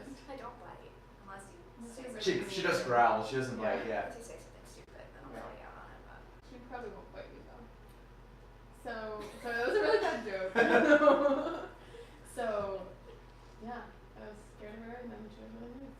Were you the El Presidente at the time? Not at that No. point. I was on the board, so basically when you tried out for the dance team, you had to learn certain choreography, and then a bunch of girls just sat at the front, judge the hell out of Judged you. you. Were you a judge? Yeah. So Went what? through, extensions. This was like the time that you Oh had God. the weave. No, I didn't cut it yet. Oh, you said long hair. Yeah, so it's just, We really gotta go farther back in Meg's timeline. I'm sure they're on Instagram because I've heard some. there's like, I have really. You said changed red as hair? a person. Yeah, I went red, I had platinum for a little while, I threw in the weave, which it's not actually weave, it's just extensions. Is this your natural hair color? No, this is up here. You're darker. Yeah, the bottom is like very grown out blonde. Like, Oh wow. I joke that it's the whole life weaving. You're not. Sorry, if You're listening, actually. kids, cut it off. You're actually blonde, right? Yeah, this is my natural. Okay. Yeah, but So I thought we were all blonde here. Meg's not. Yes, I need that's blonde. That's blonde? That's like Is very it? blonde. Very blonde. It's my Oh. winter blonde. Called blonde. Yeah. So it lightens up right in the July, August. No, what I find fascinating is that you said you didn't really have much of a dance background, Not at all. but did you end up being like the Simon Cowell of the Mhm. group? Yeah. Was she Simon? I think so. Yeah. Basically, my position at Keep that everyone in point line. was to keep everyone in line, but then like at tryouts, I'd be like, you know what, this girl may not be the most like technically sound dancer, but she's cute as hell, and she's gonna be a great like personality addition to this team. And you know what? The You're ones right. that I really stuck my neck out for, they ended up being great members of the team, like full time. Well, there's some girls that were phenomenal dancers, and you're just like, I hate her. I Yeah. don't want her on. Absolutely. And you would voice that. Mhm. Did that carry a lot of weight, or did she end up joining the team? She ended up joining the team, and then We don't have to say names. I don't want like. she also ended up like causing this humongous this big drama where we actually had to have, what were they? An intervention? Basically, Plattsburgh State staff had to Stepped get in? involved in our team because it was like in such a dramatic, Mean Girls. dumb. Was this like Bring It On kind of deal? Was this like the Toros and the Clovers It going was after? just ridiculous. It was so, and like, so I only danced for like a minute before college because I got hurt skating and I couldn't do it anymore. And even with skating, like I avoided competition. I only cared to do shows and coach just because I didn't care to deal with the personality that those types of sports unfortunately, Attract. yeah, like dance moms, no, goodbye. So, That's where I was really lucky with my studio at home because it wasn't like that at all. yeah. Like, we didn't And the compete. dancing I did after I was done figure skating, I mean, it was super local. It was a small Yeah. studio that was just starting out, so we didn't really have that either. But yeah, there was a couple that I had a bad feeling about. Let me tell you. I was one of them. No, I said that. Emily was good. I was like, she's cute. I like her. She's on. And she She's loud. could actually dance. Oh yeah, Emily definitely. There's always like a group, like a smaller group that are just like super technically sound and like of all different types of dance, and Emily was definitely one of them that could do pretty much anything. So, and I was just the like, oh, just put me in the back row. You know, I'm here. I get the participation trophy. Like I don't I think, care. yeah, you're more like the coordinator. You were like the player, owner, manager of the Yes. team. So Like my what- last year on the team, I actually did not dance at all, She and really I did. only did behind the scenes like show planning stuff. you need that. And I You need that with a was bunch of much happier bunch of, watching like- all my friends who were very good, you know, and just sitting in the audience and making sure the lighting was working yeah. rather than being I think that awkward in the background. that's where I would thrive. I wouldn't be in, like they just had the Oscars and stuff. I wouldn't be the guy getting the award for the Oscars. I'd be getting like the guy for like the production staff. Yeah. Because I just know that's me. Like I'm very I'm like very trying to like organize and kind of like not like neurotic, but very attention to detail. Like I do value someone that's very good with attention to detail because I don't like sloppy mistakes. Which sounds like you're like. Yeah, see, and that's I- we you- balance each other out. I'm not the, I mean, I like detail, but I'm not the like planning, technical, plan a show from start to finish. I'm like, okay, give me what to do on that day, give me a job and I'll do it, and that. But I am not the behind the scenes I technical. mean, you type did person. decorating their Christmas tree this year. Emily just I like gave was up. no, okay, so I was putting. and Oh, is I this love- the one that little small one in your room? No, this No. is The- our actual. So we cut down our actual Christmas tree. Very It's on good. my back porch right now because I couldn't get it out of the base. So I have a bonfire with it. It's just Oh, taking it oh, down. the base, I gotcha. couldn't, like, get it out of there, so I just like, chucked it out the back door. Is it still in the base? Wait, why can't you get out of the base? You just gotta turn the knobs? It's stuck somehow. I unscrewed everything. I don't know. And I asked my The base- brother to help me. The bases are pretty cheap. Just throw it out and buy a new one. Yeah.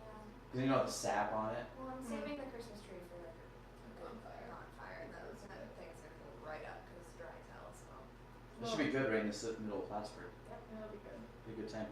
So I can't wait. We're highly anticipating the first ever Meghan housewarming party. Megapalooza. Megapalooza. that should be a weekend event. Oh, absolutely. Yeah. I'm good for a couple hours. So Meghan was Simon Cowell of the group, Yeah. and you went in. You just totally blew it out of the water. Yes. Yeah. Okay. I don't know. Do you still dance now? Yeah, I was teaching dance classes when I was up here in Plattsburgh, and then I drop in take some classes when I have time back at home. So not as much as I want. But you still have the dance studios back home, still there. Mm-hmm. And so you did teach dance for a while. Yep, I was teaching hip hop classes. Is that your favorite genre of dance? Is that what you No. call it, genre? Yeah. Form? I like hip hop. I would say that's probably one of my strongest suits, but I really like modern. What's modern? Kind of like a break off of ballet. So ballet started, and you take some of those techniques, and it's got a lot more of like rebounds and free falling and stuff. And Is that like Step It Up, that movie? That modern dance? Is that the movie, Step It Up? step up. Step Up? Step Up? With Channing It's more Tatum? contemporary. Like when Channing Tatum, it was like his first movie. Yeah, that was more of a contemporary dance, I That's the one you like? Or is that contemporary is different from Contemporary modern? is different than modern. It's like a branch off of modern. Oh, so I've always, oddly enough, have always wanted to be able to dance like good, not like hip hop, Yeah. like break dance kind of thing, but like, Wedding dancing. like, well, I could do that with alcohol. I don't need formal training on that. But no, what I'm saying more is like you watch like the people that do like Dancing with the Stars. Yeah. Like I think that's incredible. Like how they can Yeah. take, now obviously they're training a lot, but you take some guy that's a football player, you Right. take some girl that's an actress, and you put them in, and they're able to, somehow learn how to dance. I find that's like fascinating. I just think it's such a skill to see Yeah. someone that can really dance and move and has the body awareness and the movement. Mhm. To me is such a cool skill to have that I don't have the rhythm. But again, I've never practiced it, but I'm sure I don't have much. I don't have a lot coming, like I don't have a lot like natural ability. It has to be a lot of learned talent. But I don't know. Is that like, I don't know if they probably have dance classes around here, but Yeah. not enough. Like I don't have the time to actually go do it. But I always thought it'd be kind of a fun thing to learn Yeah. how to do, like I'm sure they have salsa, like several Along Came things. Polly, like little salsa scene, like that. Yeah. Yeah. I did ballet, point, jazz, hip hop, Tap. modern. I did tap in college, which I honestly was really bad at, but I started it in college. So my friend Sarah taught it. And so that one was hard for me, just starting it so late. But I really liked ballet. That was probably like my worst one, but it was really fun to perform. Were you ever in Nutcracker? Mm-hmm. That's like a rite of passage, right? For a Mhm. ballerina.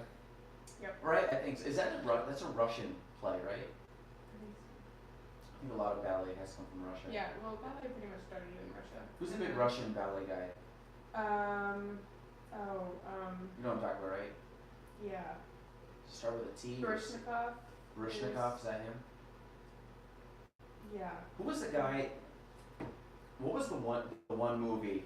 I think it was. Was he the really gay one, or no? I don't know anything about movies. Okay. Scratch that. I think there was one with like Michael Douglas, who's in it.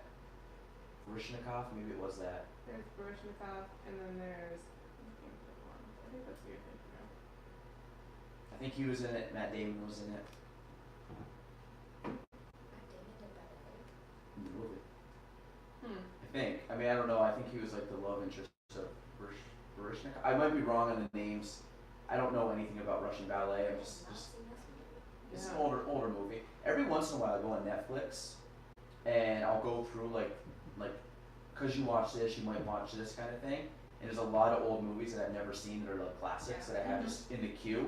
And then I'll go back and watch like a random one from like 1996 or 7. Like there's no reason why I was young at the time I'd ever watch that. But then you start watching like, oh, that's kind of cool. And you're watching like all the actors that are older now that were kind of in their end of, like I can say prime though. They were still like probably in their 40s or 50s. Right.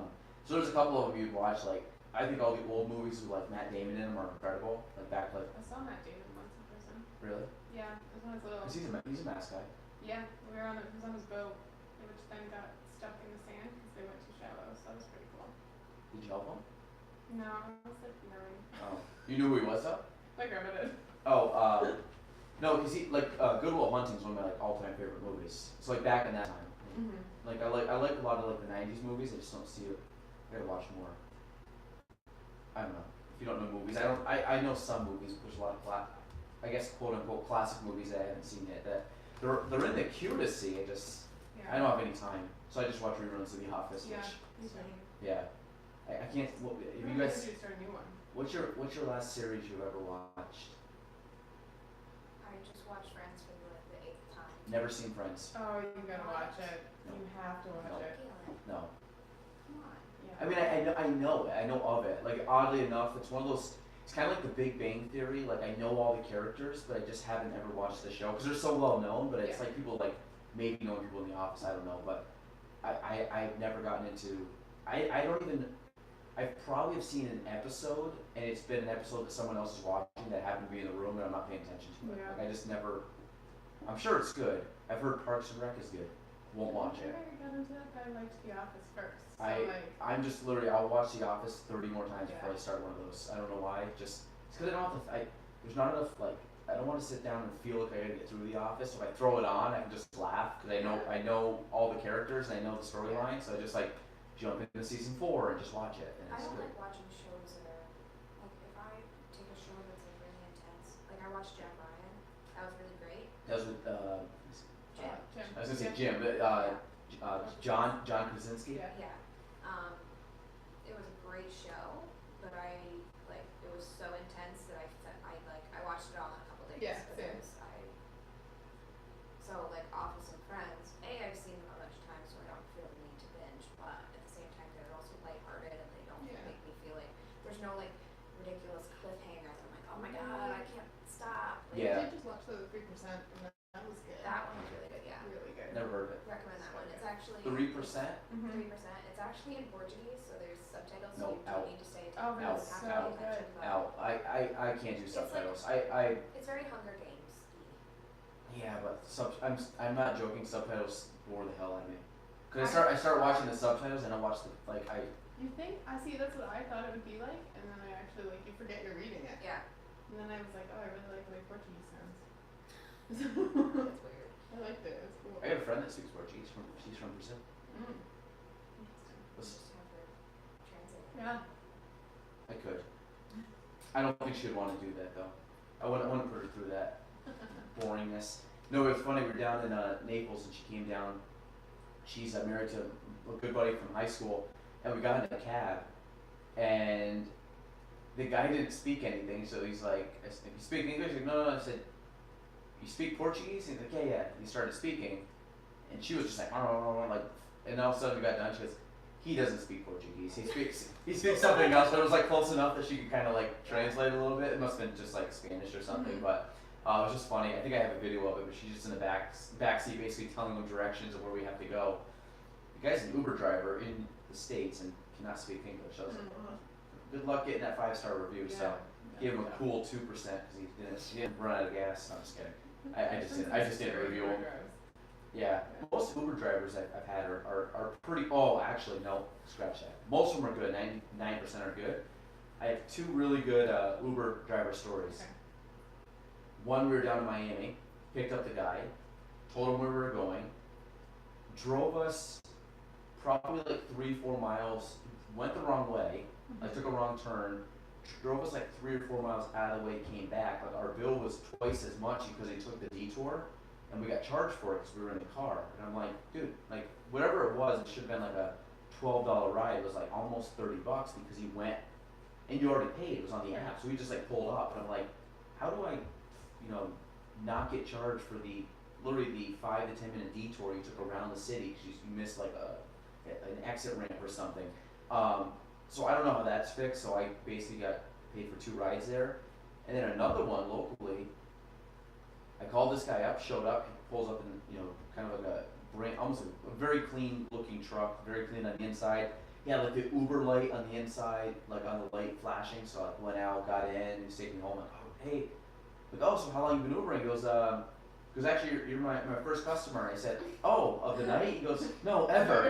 And I'm like, really? He goes, yeah, literally, you're my friend. I just signed up like yesterday. And he goes, he told me I can get water, so he had all the water and like snacks, and like the light was all up and everything. And I'm like, it was the nicest Uber ride I've ever taken. And I was literally the kid's first customer. I hope he's still doing it. He was a nice kid, and he had like, I don't know, it was like a big Toyota Tundra type truck. It was super clean. It was like the cleanest one I've ever been in, and it was like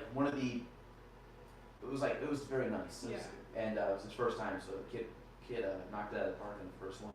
That's a question you have to ask, I believe. Like when you're just sitting there awkwardly alone with your Uber driver, like, Oh, like cabbies all the time. If you're in the city. Oh, I shoot the shit all the time. how's your night going? Yeah. Like, I had one. I was in Portland, Maine one summer, and we were getting an Uber downtown, and this was like the only one that's ever been like weird. And I was like, oh.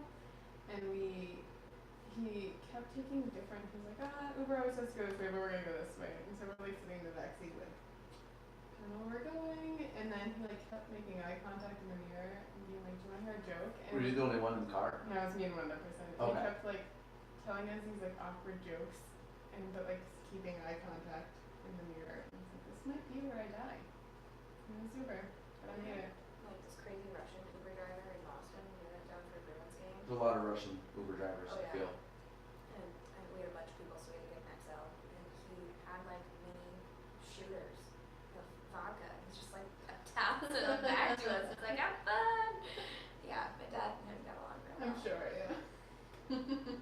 Robin actually took it two in both hands, crushed him. Stone Cold Steve Austin, those things. How was Portland, Maine? Oh, I love it. That's one of my favorite places. Is it? Because I'm going there in July for a There's- concert and I'm pumped. Who are we gonna go see? Dispatch, one of my all-time favorite bands. Yeah, no, Portland's awesome. They have so much good food and like breweries and I think it might be at a brewery. No, maybe not. I know Allagash is up there. I'll send you some of the names for the one that we went.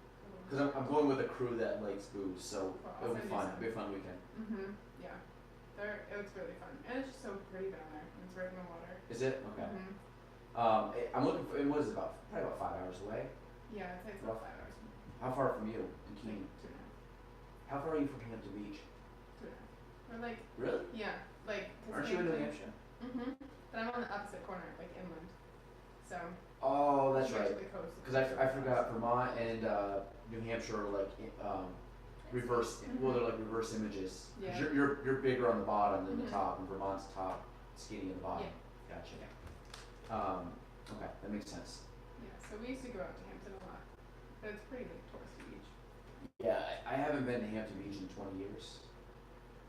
It's close, but I love Maine. Maine in the summer to me is beautiful. But I haven't been to Maine in probably 15 years. So Right. I'd like to go back at some point. Over the next probably 5 to 10 years, maybe go a couple times in the summer, or go once a summer, for a few years in a row. That'd be Maine's fun. really fun. They're just talking about trying to plan a trip. Mm-hmm. To Maine. Yeah. I just remember going to, I think it was Wells Beach, Mm-hmm. Old Orchard Beach. Yep. Those are probably like the two easy ones to get to. Yeah. I've never gone up to Bar Harbor. I think that's another Bar popular Harbor's place. awesome. They've got a national park up there too, Acadia, which is really Okay. cool. You can like bike or hike through, and it's really cool. Yeah, I've never been that far. The lobster was really good. Mm-hmm. And then I again, haven't done this in 15 years, but it's so much fun, the skimboarding on the water, and they throw I've the never boards, done and that. you know what I'm talking about? You jump on it, and it's like you surf the wakes, Mhm. like you only go so far, because kind of like once the water kind of goes out, but the water goes, like on some of those beaches, because they're so gradual, the water probably goes up 40, 50 feet from the shoreline, so Yeah. when the waves go and you jump on it, you can glide for 30, 40 yards maybe, Mhm. probably before the water comes down, if you do it correctly. I remember I nosedived a few of them, but like it was so much fun. Very good at that. No, it's Yeah, tough. But once I'm you got a few where like smashed in the heel, which hurt, or the ankle, but like once you get going on it, it's really fun. Like to this day, I would probably be there for like 3 hours just doing that, because Yeah. I I'm think that's still a like- little kid when it comes to that crap. Yeah, I have two little sisters, so our family wasn't super sporty, so we never did that. But I would definitely try it now. So how old are your sisters? I have one who's 21 and then one who's gonna turn 14 this month. Oh, okay. Yeah, so there's a big age gap. Yeah. Mhm. They're pretty cool people. And you're 20. Okay, so Mhm. yeah, it's about the same as I had two younger sisters, but we're about the same distance in age. Mm. That's cool. So, Meg, Yes. anything to update us with on anything? Life. Just life? My pipes have only frozen I think once since the last time I was here. So that's Do they cool. freeze often? We talked about that before, but Very- have you insulated them? So they freeze in like one spot between the basement ceiling and the like living room floor level. Mhm. So it's just like in like where the floor is in the living room in there. And they run on an exterior wall, which happens to be the farthest from the sun and gets the most wind. Have you been able to put in kind of insulation on them now, or My dad and I have a hairdryer positioned perfectly in the basement, so I just had to crawl down there and plug it in. And it did. so it's kind of like rigged up? Oh yeah, Okay. it's like Flip the button and just stand there. yeah. Do you have an extension cord that can just It's run a up to? giant extension cord I have to plug into my house, like the back door. And I have the whatever they're called, like when tornadoes come, people go in the basement doors, whatever those are called. Bilko doors? Yes. Overhead? Yes. And so I go down and leave the scary, nasty basement, plug the hairdryer, and just wait until I hear something pop, and then it's thawed. So yeah, so Dad and I have a couple projects to do this summer, including just re-insulating the basement ceiling anyway, just because the floor is cold. And the first floor. What did you do to your house? In a good way. I mean, like, because I went and saw it the other day. Yeah. Barrett gave me the grand tour, and I think it's really cute. You guys did a good job in there, but I don't know what it looked like before, but So the only difference, I've painted almost every room. 3 times. Okay, some I've painted 3 times. I'm very indecisive. oh, different shades. Yeah. Yeah. Oh, okay. I thought she just meant 3 coats of the same to get like a real good like bold. Changing colors. Yeah. So, well, the kitchen was one time. The dining room is super frustrating to me, and sometimes I'll just sit in in a chair in my dining room and stare at the walls and just try and think of what to do. So this is now my hobby. The living room has only been one color, but it's going to change. But anyway, I completely redid the bathroom. Which looks cool. Old and dated. Yeah. Yeah, when I first moved in, there was no bathroom. Yeah. Well, there was a working toilet for a bit. Yeah, Emily was with me for the roughest part Yeah. of the home. So you've seen the home though. So, I mean, not Uh-huh. this week, but you've seen it since Yeah. it's been done. Yeah. Okay. Yeah. Yeah. And then there was just some old carpet in the bedrooms that I ripped up and put. Flooring. Yeah, it's like vinyl plank I thought it was all hardwood. Was that just downstairs? downstairs, and the upstairs hallway is hardwood, and then in each bedroom it's the vinyl plank that looks like old wood. Yeah. Maybe that was it. And I love that stuff. That was really easy to install. Yeah, and other than that, I've just been painting. I have a bunch of construction junk in my garage that I want to get taken care of, so that can become my home gym because I'm very antisocial when it comes to exercising and I like to do it in my own space. But every apartment that I've ever lived in lately has been like an upstairs apartment, and I want to be doing like burpees on somebody's ceiling. So I'm excited to finally get back to that point. Pop in the Tybo VHS. Yeah, pretty much. Um, Turbo did, jam. did you body pump? Did you reside the house? No. It was like that. Yeah. See, the outside looks good. Like it looks like a well put together It was house. a very well taken care of house too. It was built in 1860. Obviously, it's been renovated since then. But the owner that had it before me, he's a family friend. He kept it up really Yeah. nice, and he liked. I have a black thumb. I can't keep anything alive. But he used to like have a lot of cute plants and stuff. I just pointed out my Dead plant. flower pot that's been there for a year. I was watering it when it used to be on the table, and then once I started reorganizing my office, I put it up on this shelf. And Have a lot of sun. And I put it in a window so it naturally get the sunlight, but funny thing is, plants need water, and yeah, that didn't happen. So the bowl looks good, but I just kind of use it as like a dried out thing now. You know, people like dry out flowers and stuff. So now it's just it almost looks fake now, but it's dead. It was a real plant at one time. It had a heyday, but yeah, See, I've never gotten them to die like in form, just kind of like freeze there. they and kind of die. wilt and. They wilt and then they just disappear and die. That's what mine This do. doesn't look too bad. I mean, now looking at it from here, it looks depressing that there's snowflakes coming down behind it. But other than that, it doesn't look bad. I got a weird candle. I got a candle there and a candle there, like the fake Christmas candles that were here when I moved in. Obviously, me moving in, and this is like my rec space. It's my office. Like clients come here and stuff, but I really find this like my rec space. I wish it was bigger. Because I think I would just have like my man cave would be my office, which would just be like a podcast setup. It would be like a video setup, a lot better than this, and just whiteboards and just I don't know pictures that I like.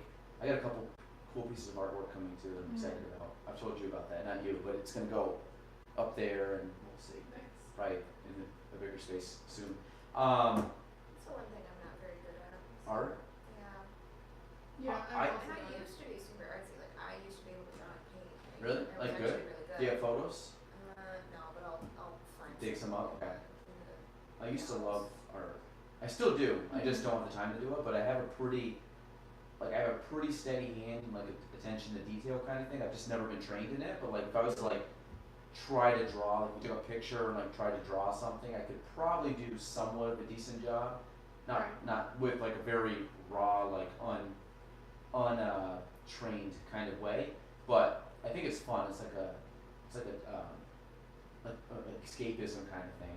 Like I used to do a life drawing course, and I didn't say course. I was with a ex-girlfriend who was an art major. She was very good. I just kind of went along for the ride, and we did a couple like classes, and light drawing, you're just drawing somebody, but it was like, same thing, like you zoned out for like 2 hours and we're just like sketching and like, I just found like I let my mind wander and it was just like relaxing. So art's kind of fun, if you just like put music on and do your own thing. Yeah.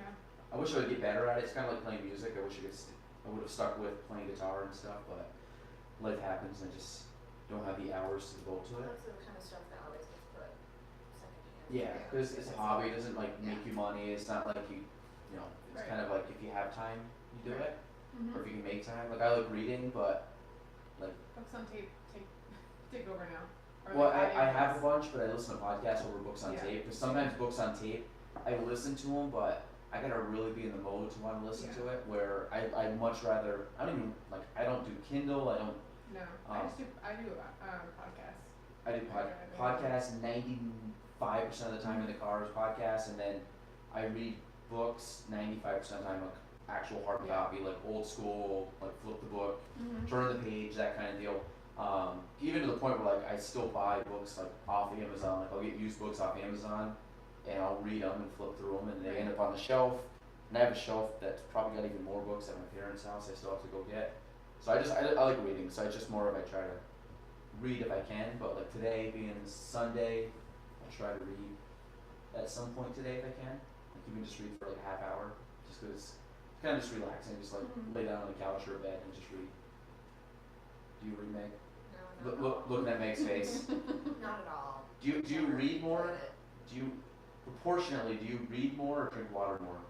Ooh, good question. Definitely drink water more than I read. Okay. But But like, relative, like a person that like both are recreationally severely reads? slacking. Okay. Yeah. So Meg's a No, illiterate my- raisin my right now. Hobby, like if you sit down to New read, Instagram bio. Illiterate raisin.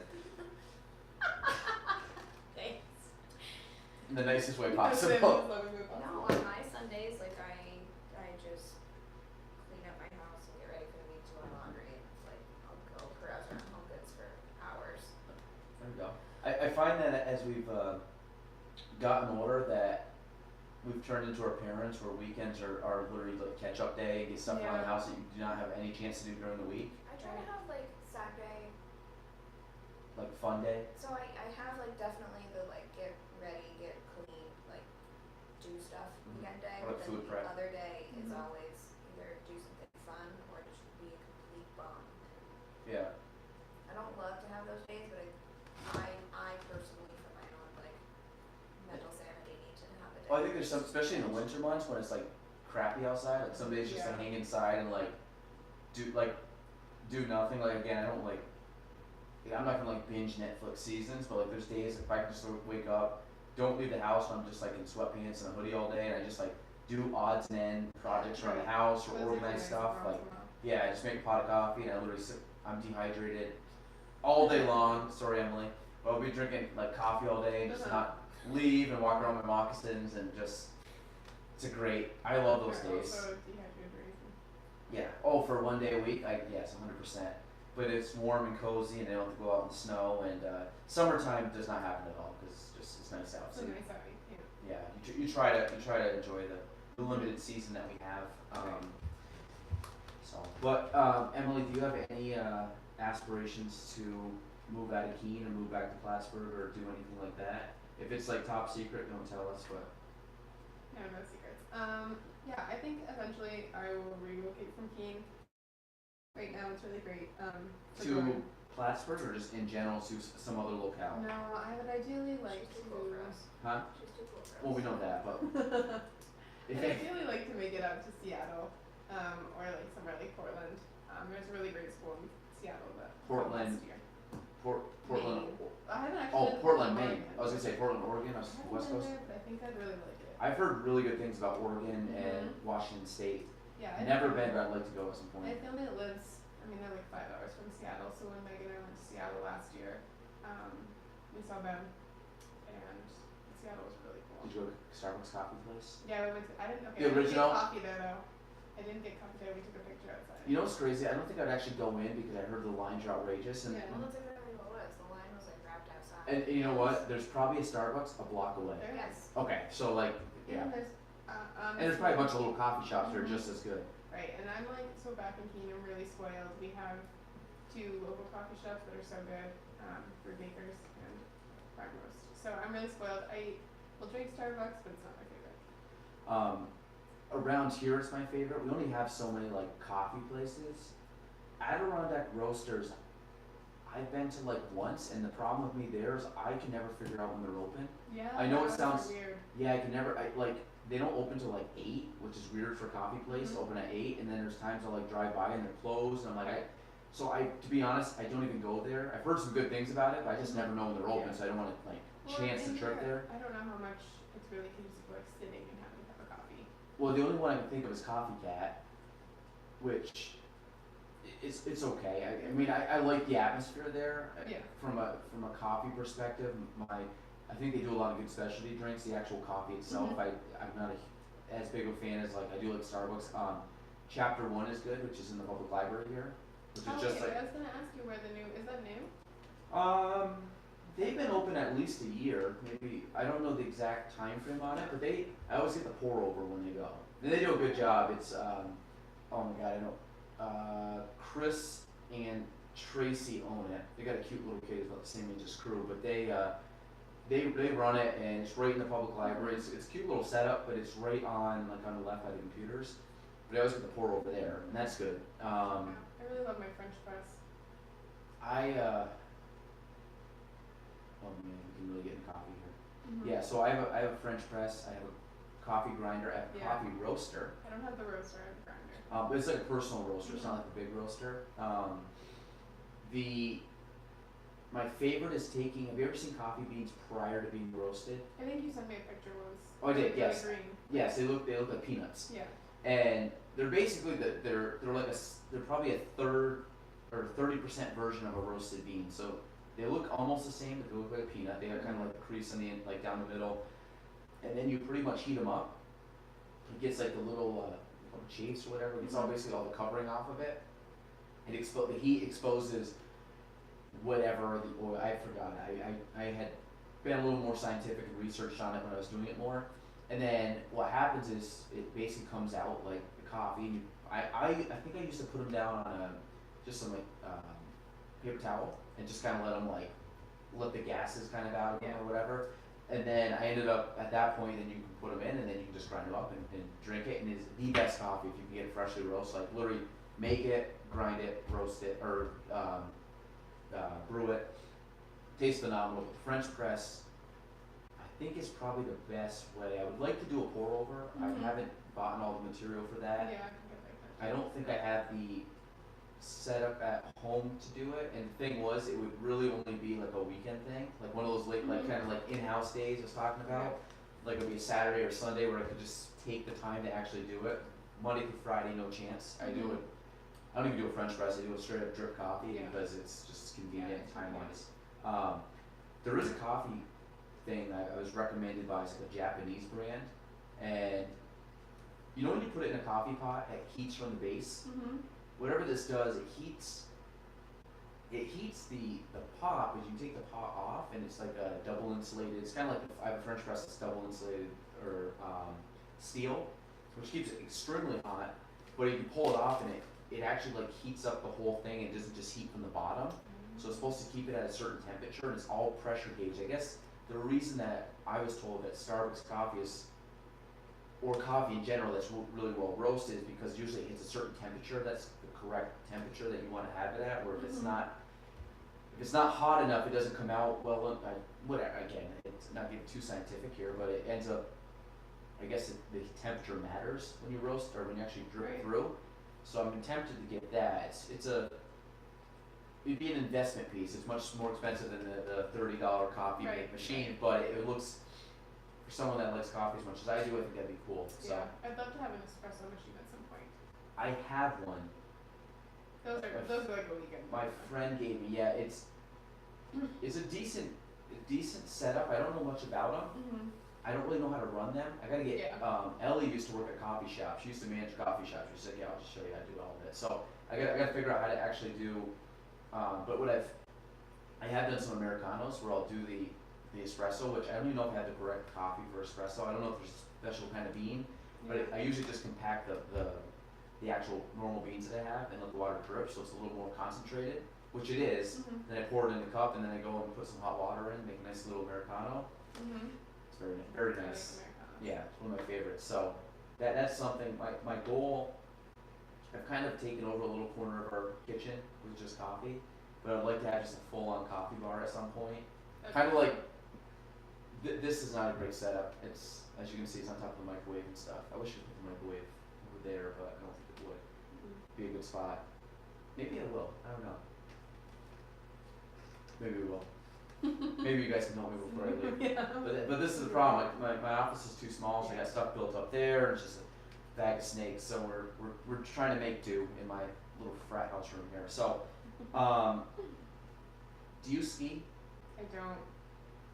Me and Megan are gonna crush the slopes at the chamber No. ski I event. wanna go sit in the lodge. Meaning we're gonna go sit in the lounge That's and what have I some would do. tequila. If that's skiing, then yeah.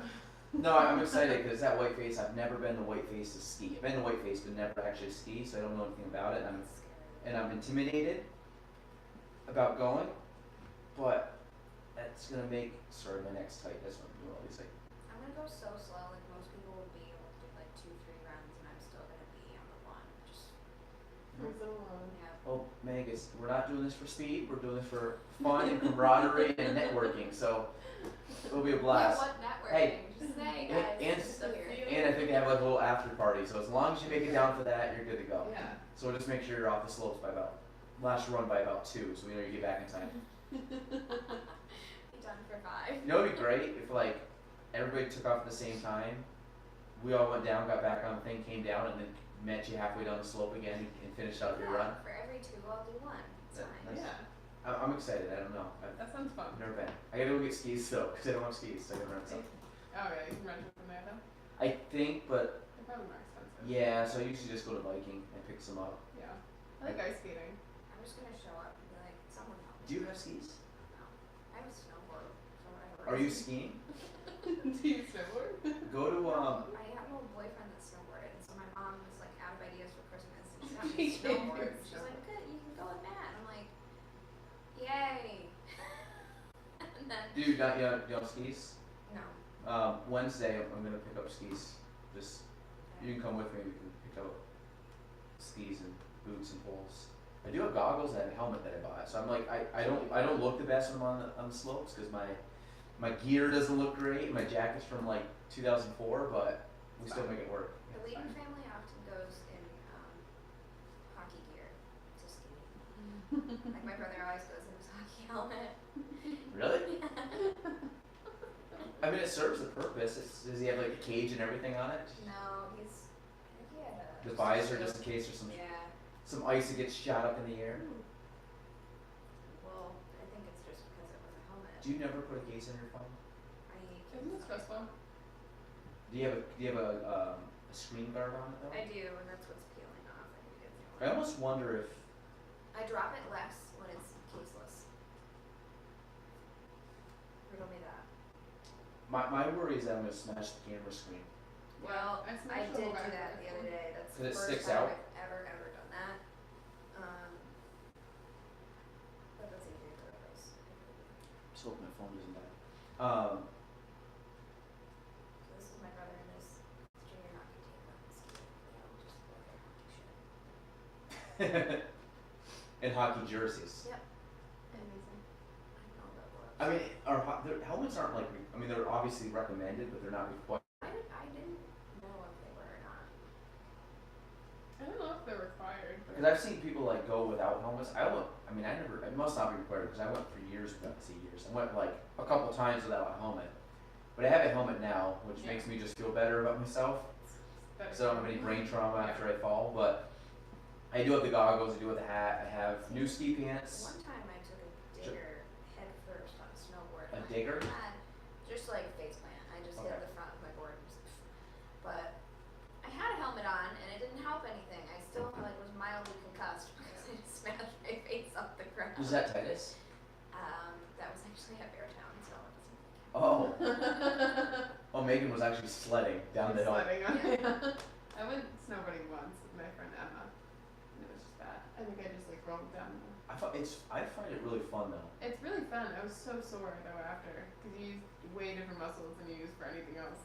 What I find is it's the boots. It's like getting in the hockey skates when you don't skate, and all of a sudden like Yeah. you get used to like because your ankles aren't moving the same way and you're kind of Yeah. walking odd. That's the part that hurts me when I used to skate as a kid.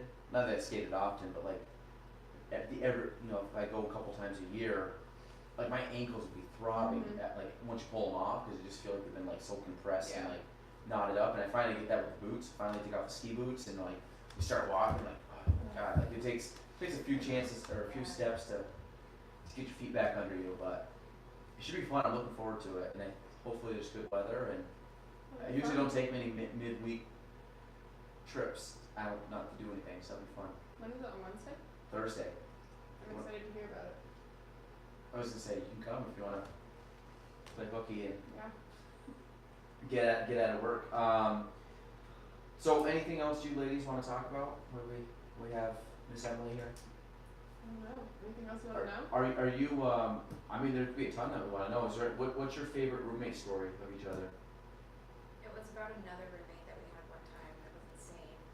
It wasn't like Was this in between college? the two of Did you us. guys live in college, like in the dorms? Yeah, or no, No. not in the dorms. Our junior year we rented a house together with a couple other girls. And it was technically a 5-bedroom house, and I mean, this fifth bedroom was like a twin The size bed of would this- take half of it, yeah. like insane. So my room was actually technically a second living room, but I was never there. I had a boyfriend at the time that I lived with all the time, and so you'd have to walk through my bedroom to get to the upstairs bathroom, which it was just Emily and I at the time, so I didn't give a shit. But so the second semester, we needed to get a fifth roommate, and we found this. Gem. Bless her heart. Yeah.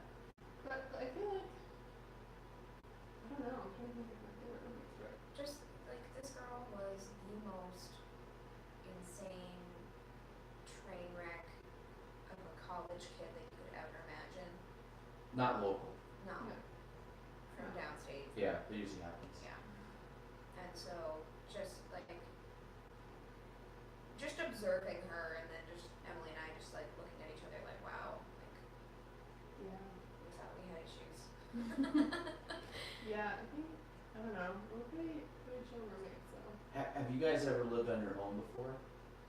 Obviously, well, you have a roommate now, but Like by like by yourself, like not with parents, not with I like. have a couple times. Okay. I haven't.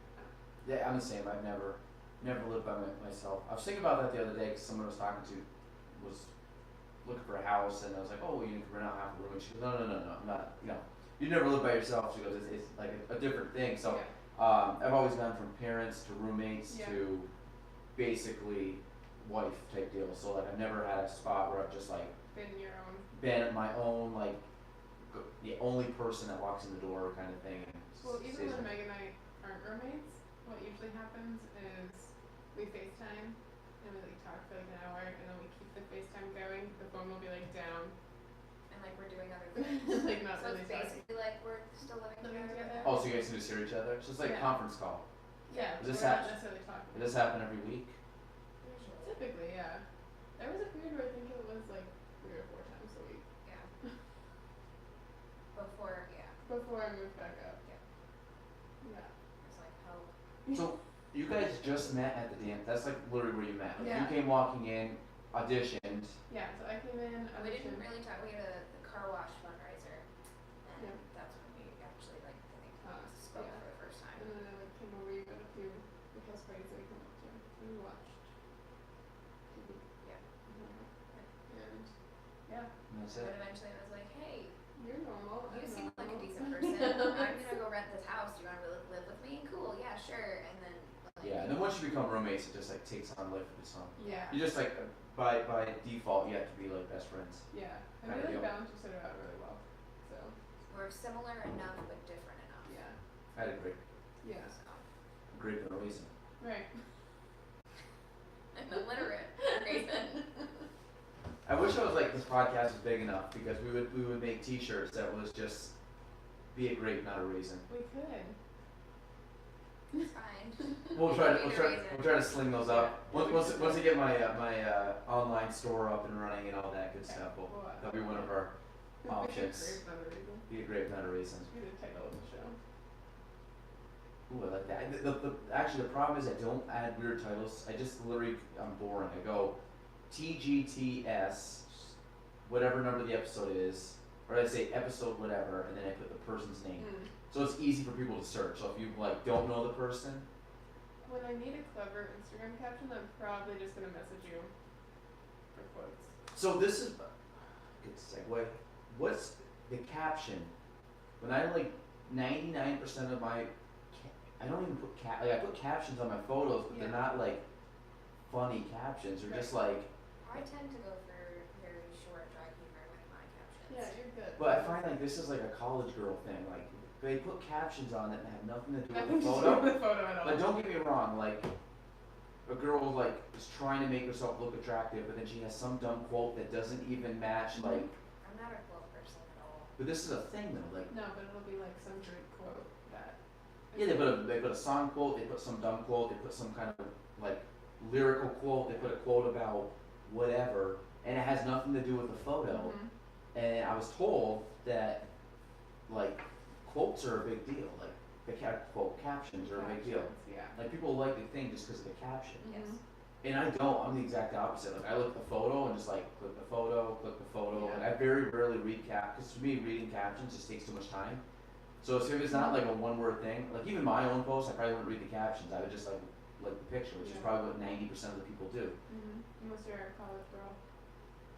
The queen of captions, and you're both gonna hate me for this, Kourtney Kardashian.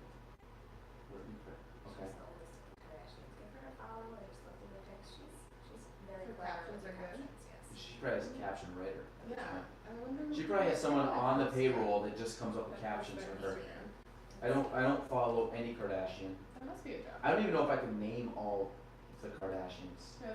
You could have tried. Kim, Yeah, duh. what did you just say? Come on. What did she just say? They all start with K's, Yes, right? all of them. There's 5 girls. Which one did you just say? Kourtney, Then you say Courtney. So Kim and Courtney with a K. the one, okay, so you know Tristan Thompson, which one The is he basketball player. associated with? Yeah. They're not all K. There's Jenner ones too. There's Yeah. a 2 younger one.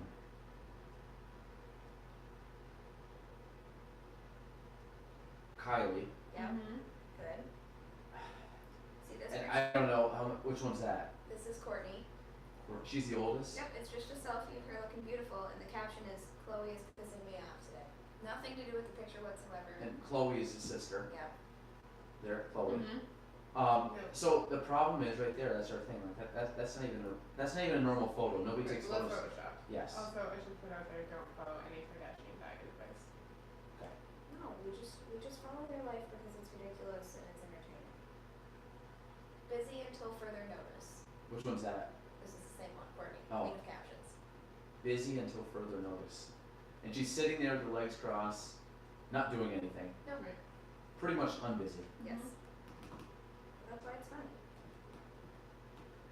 I follow dumb ones like Bob Menery and. You guys ever followed him? He's a sports caption guy, and he just like just talks filth about like we'll watch like we real videos of like real sports themes, and then he just starts going off on. Which one's that? Co-parenting. Co-parenting. Who's that one? This is her ex-baby daddy with the child, and she's just living life. And this is a For recent those photo. that follow Kourtney religiously like I do, they know exactly what picture I'm talking So is that a? They're not together anymore. Those two people. No. How long ago was the photo taken? Like, this is when they were not together. So it's a joke, like we're co-parenting, but look at me looking fabulous laying in the bed in my designer dress while he's off in the corner. Actually taking care of the kid. Yes. Just saying. It's a beautiful life. Great with captions. Yeah. It's a Super beautiful life. sarcastic. That's what I aim for in life. You have a dry sense of humor, but I don't like the caption. I don't know. It's just I don't even know. I don't think I'm that clever, so that's why. Yeah, that's my issue too. What did I say the other day that you liked? It was an office quote, the Beats Battlestar. Oh, Bears Beats Battlestar Yeah. Galactica. Well, come on. if you want office My quotes, if captain. you want Happy Gilmore, or if you want Adam Sandler Yeah. quotes, I got you covered. But anything above and beyond that, No. anything original, no way, not happening. Yeah, that's my issue. I think My brother's excellent with movie quotes. I don't get it. He can I- retain any. I got a couple friends like that too, Yeah. and it's a skill. I gotta really watch the show like a bunch of times, and I will still butcher the quote. Mm-hmm. Some people do it verbatim. I'm like, what's that from? Like that movie? I'm like, Yeah. well, I've seen it, but I don't memorize all the lines. Mhm. So, Yeah. but That's usually with my brother's captions or movie quotes. Office though, I can do quite a bit. Yeah, I gotta drop some Office captions on my You really you should. That might get more likes on your Instagram. right there. That's it. Mm-hmm. Got a low Instagram followers, but Which one did we watch last night? We were on the season where they do the 5K for rabies. oh yeah, the Yeah. Michael Scott, Did I sleep through that one? Yeah, I think so. the Michael Scott No, like actually, I don't know. race for the cure or something, and like the T-shirt is like super long.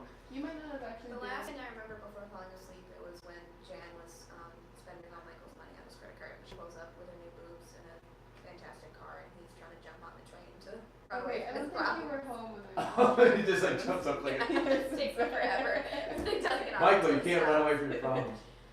So he goes, I declare bankruptcy. He's like, well, Michael, you can't actually just declare. But Yeah. He screams it. Yeah, you can't just say you declare bankruptcy. Oh man. Like, that's not how it works. But my other thing was when like Oscar's great in the scene, but like remember he goes and he goes, so Michael, we have a surplus of money and it's got to be spent by the day, which is like 4,000. He goes, okay, tell it to me like, you know, like you would tell it like a 10-year-old. He goes, so say mommy and daddy give you $10 and you've only spent $9 and you have one more dollar, but if you don't spend it by the end of the day, they're gonna take it back. And he's like, can you now like to a 5-year-old level or something like that? He goes, he kind of looks at the camera, and then it was just like little things like that. And then My favorite Office character, actually, I was telling Mike last night, is Mose. I don't like. do you know he's one of my Mose is favorite- one of the producer writers of the show? Seriously? Oh, and he was involved with Parks and Rec and a few others. Like he's actually a pretty big producer. Toby is another big writer on the show. Paul Liebenstein. If you ever see the intro, that's Toby, and he's another very big writer. So funny. Mindy, Mm-hmm. or Kelly Kapoor's character or person, Ryan, Mm-hmm. BJ Novak. They're all big writers on that show. They're all characters. So like, my favorite. Well, I wouldn't say. My favorite's Michael. I mean, My favorite's. and I like White. Jimmy. I like White. Stanley and Creed. You would. Like, Do you know Creed Bratton's real name is Creed Bratton? Yeah, Really? some of them. There's a couple of them that have their actual I think names, right? Phyllis is Phyllis. Oscar is Oscar. They got a lot of different last names, but Creed's the only one that has a first and last the same. Probably because it's such a ridiculous Yeah. name.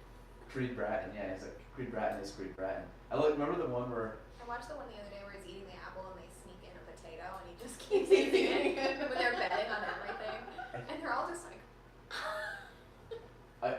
what was the one where they come in? He's like mandatory drug test or something, and Creed's like, you see him like opening the drawer and like grabbing stuff out. And actually, the best Creed moment ever is when they came in. It was a Halloween episode. yes. Yes. He had all the blood on him. He goes, Halloween.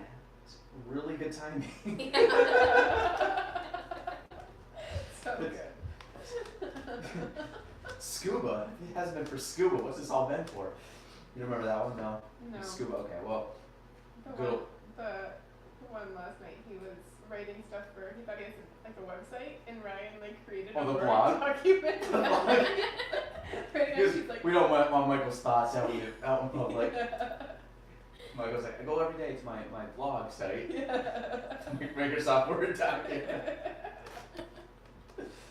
It's really the best show on Oh my television. gosh, so good. All right. Anything else you want to add? No, I just No? no. No? Sure. Yeah. I would like a poll to the listeners of the Galen Trombley show, if they're tired of me or not yet. That's fine. We can run that poll. An Instagram poll. DM me and say if you want Megan to return or not. She probably will, so it's probably a I'll just sit useless in the poll. corner next time though. You've already done that on a couple. One. Well, I still like came in this is your third one. Yeah. But Castles, I was at your desk and then I just jumped in at the end. Yeah. I was like, yeah, Castle's a good dude, listen to the show. And actually, I forgot to mention this. I don't think I even mentioned this on the thing, and I was so excited.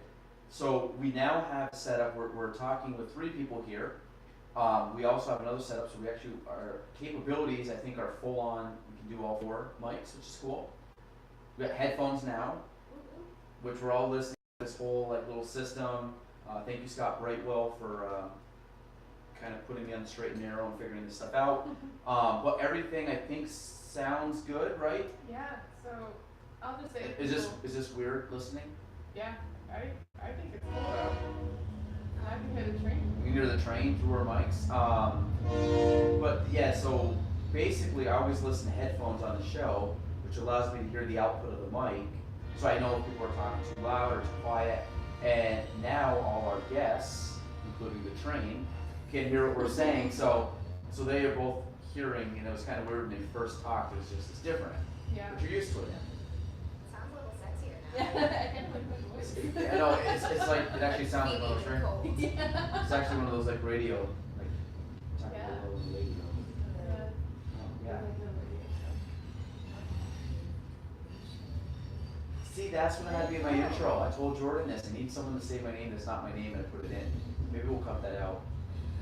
Across That would be scary. I'll just each time a different voice. No, No. I'm gonna just put that down. Meg intro, but we distort it, so it doesn't really sound like you. Remember the guy that actually does those for all those like commercials, and I think he made a lot of money. But so we have this whole setup, so it's really cool. So any guest that comes on, you will be able to. It's a much more professional style. We're trying the video still. It's still taping. The battery actually stayed on, which is phenomenal. But we're trying to do a little bit better with video, trying to bring a better quality video to people at home. Because I think there's some merit to see people actually in person. They can put the face into the ear. And if we're referring to anything, most of it's just voice. Most people listen to the voice. I think we're closing in on 700 downloads, which is cool because we've been doing this. It's been out for less than 2 months now, which is pretty cool. Slowly picking up momentum, spread the word, spread the cheer. I think you're supposed to leave a comment review on iTunes and all those other good things. Helps us out somehow. I don't know how that all works, but it won't hurt us, so keep doing that. Emily, where do people find you if people want to get in touch with you? Because obviously you can do remote clients. Yeah, so I can do local and remote clients through online coaching. So you can get in touch with me at my website, which sounds super cool to say, EmilyAlexanderNutrition.com. You can email me at EmilyAlexanderNutrition@gmail.com. And then on Facebook, I have a Facebook page, Nutrition by Emily. And then my Instagram is Emily Alexander Nutrition LLC. So we can just put those also in the show notes. We'll put this all in the show notes. I'm trying to write them down. We'll just have her send them to me. So Yeah. we'll put those in the show notes.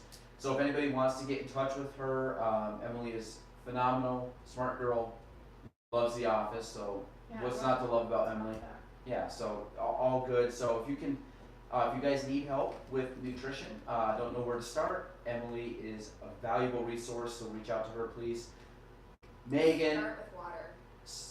And if you want. Some takeaways. Start with water. And if you wanna just slowly kind of dip your toes in nutrition, contact Meghan Weeden, and she'll give you just enough water to dip your toes in. So Tell you to drink water and tell you the right tequila to drink.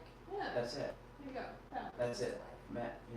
Meg is very basic, lives by a few general rules of life, and less water, more tequila. So, Emily, thanks for taking time out of your visit weekend back up to the upstate New York.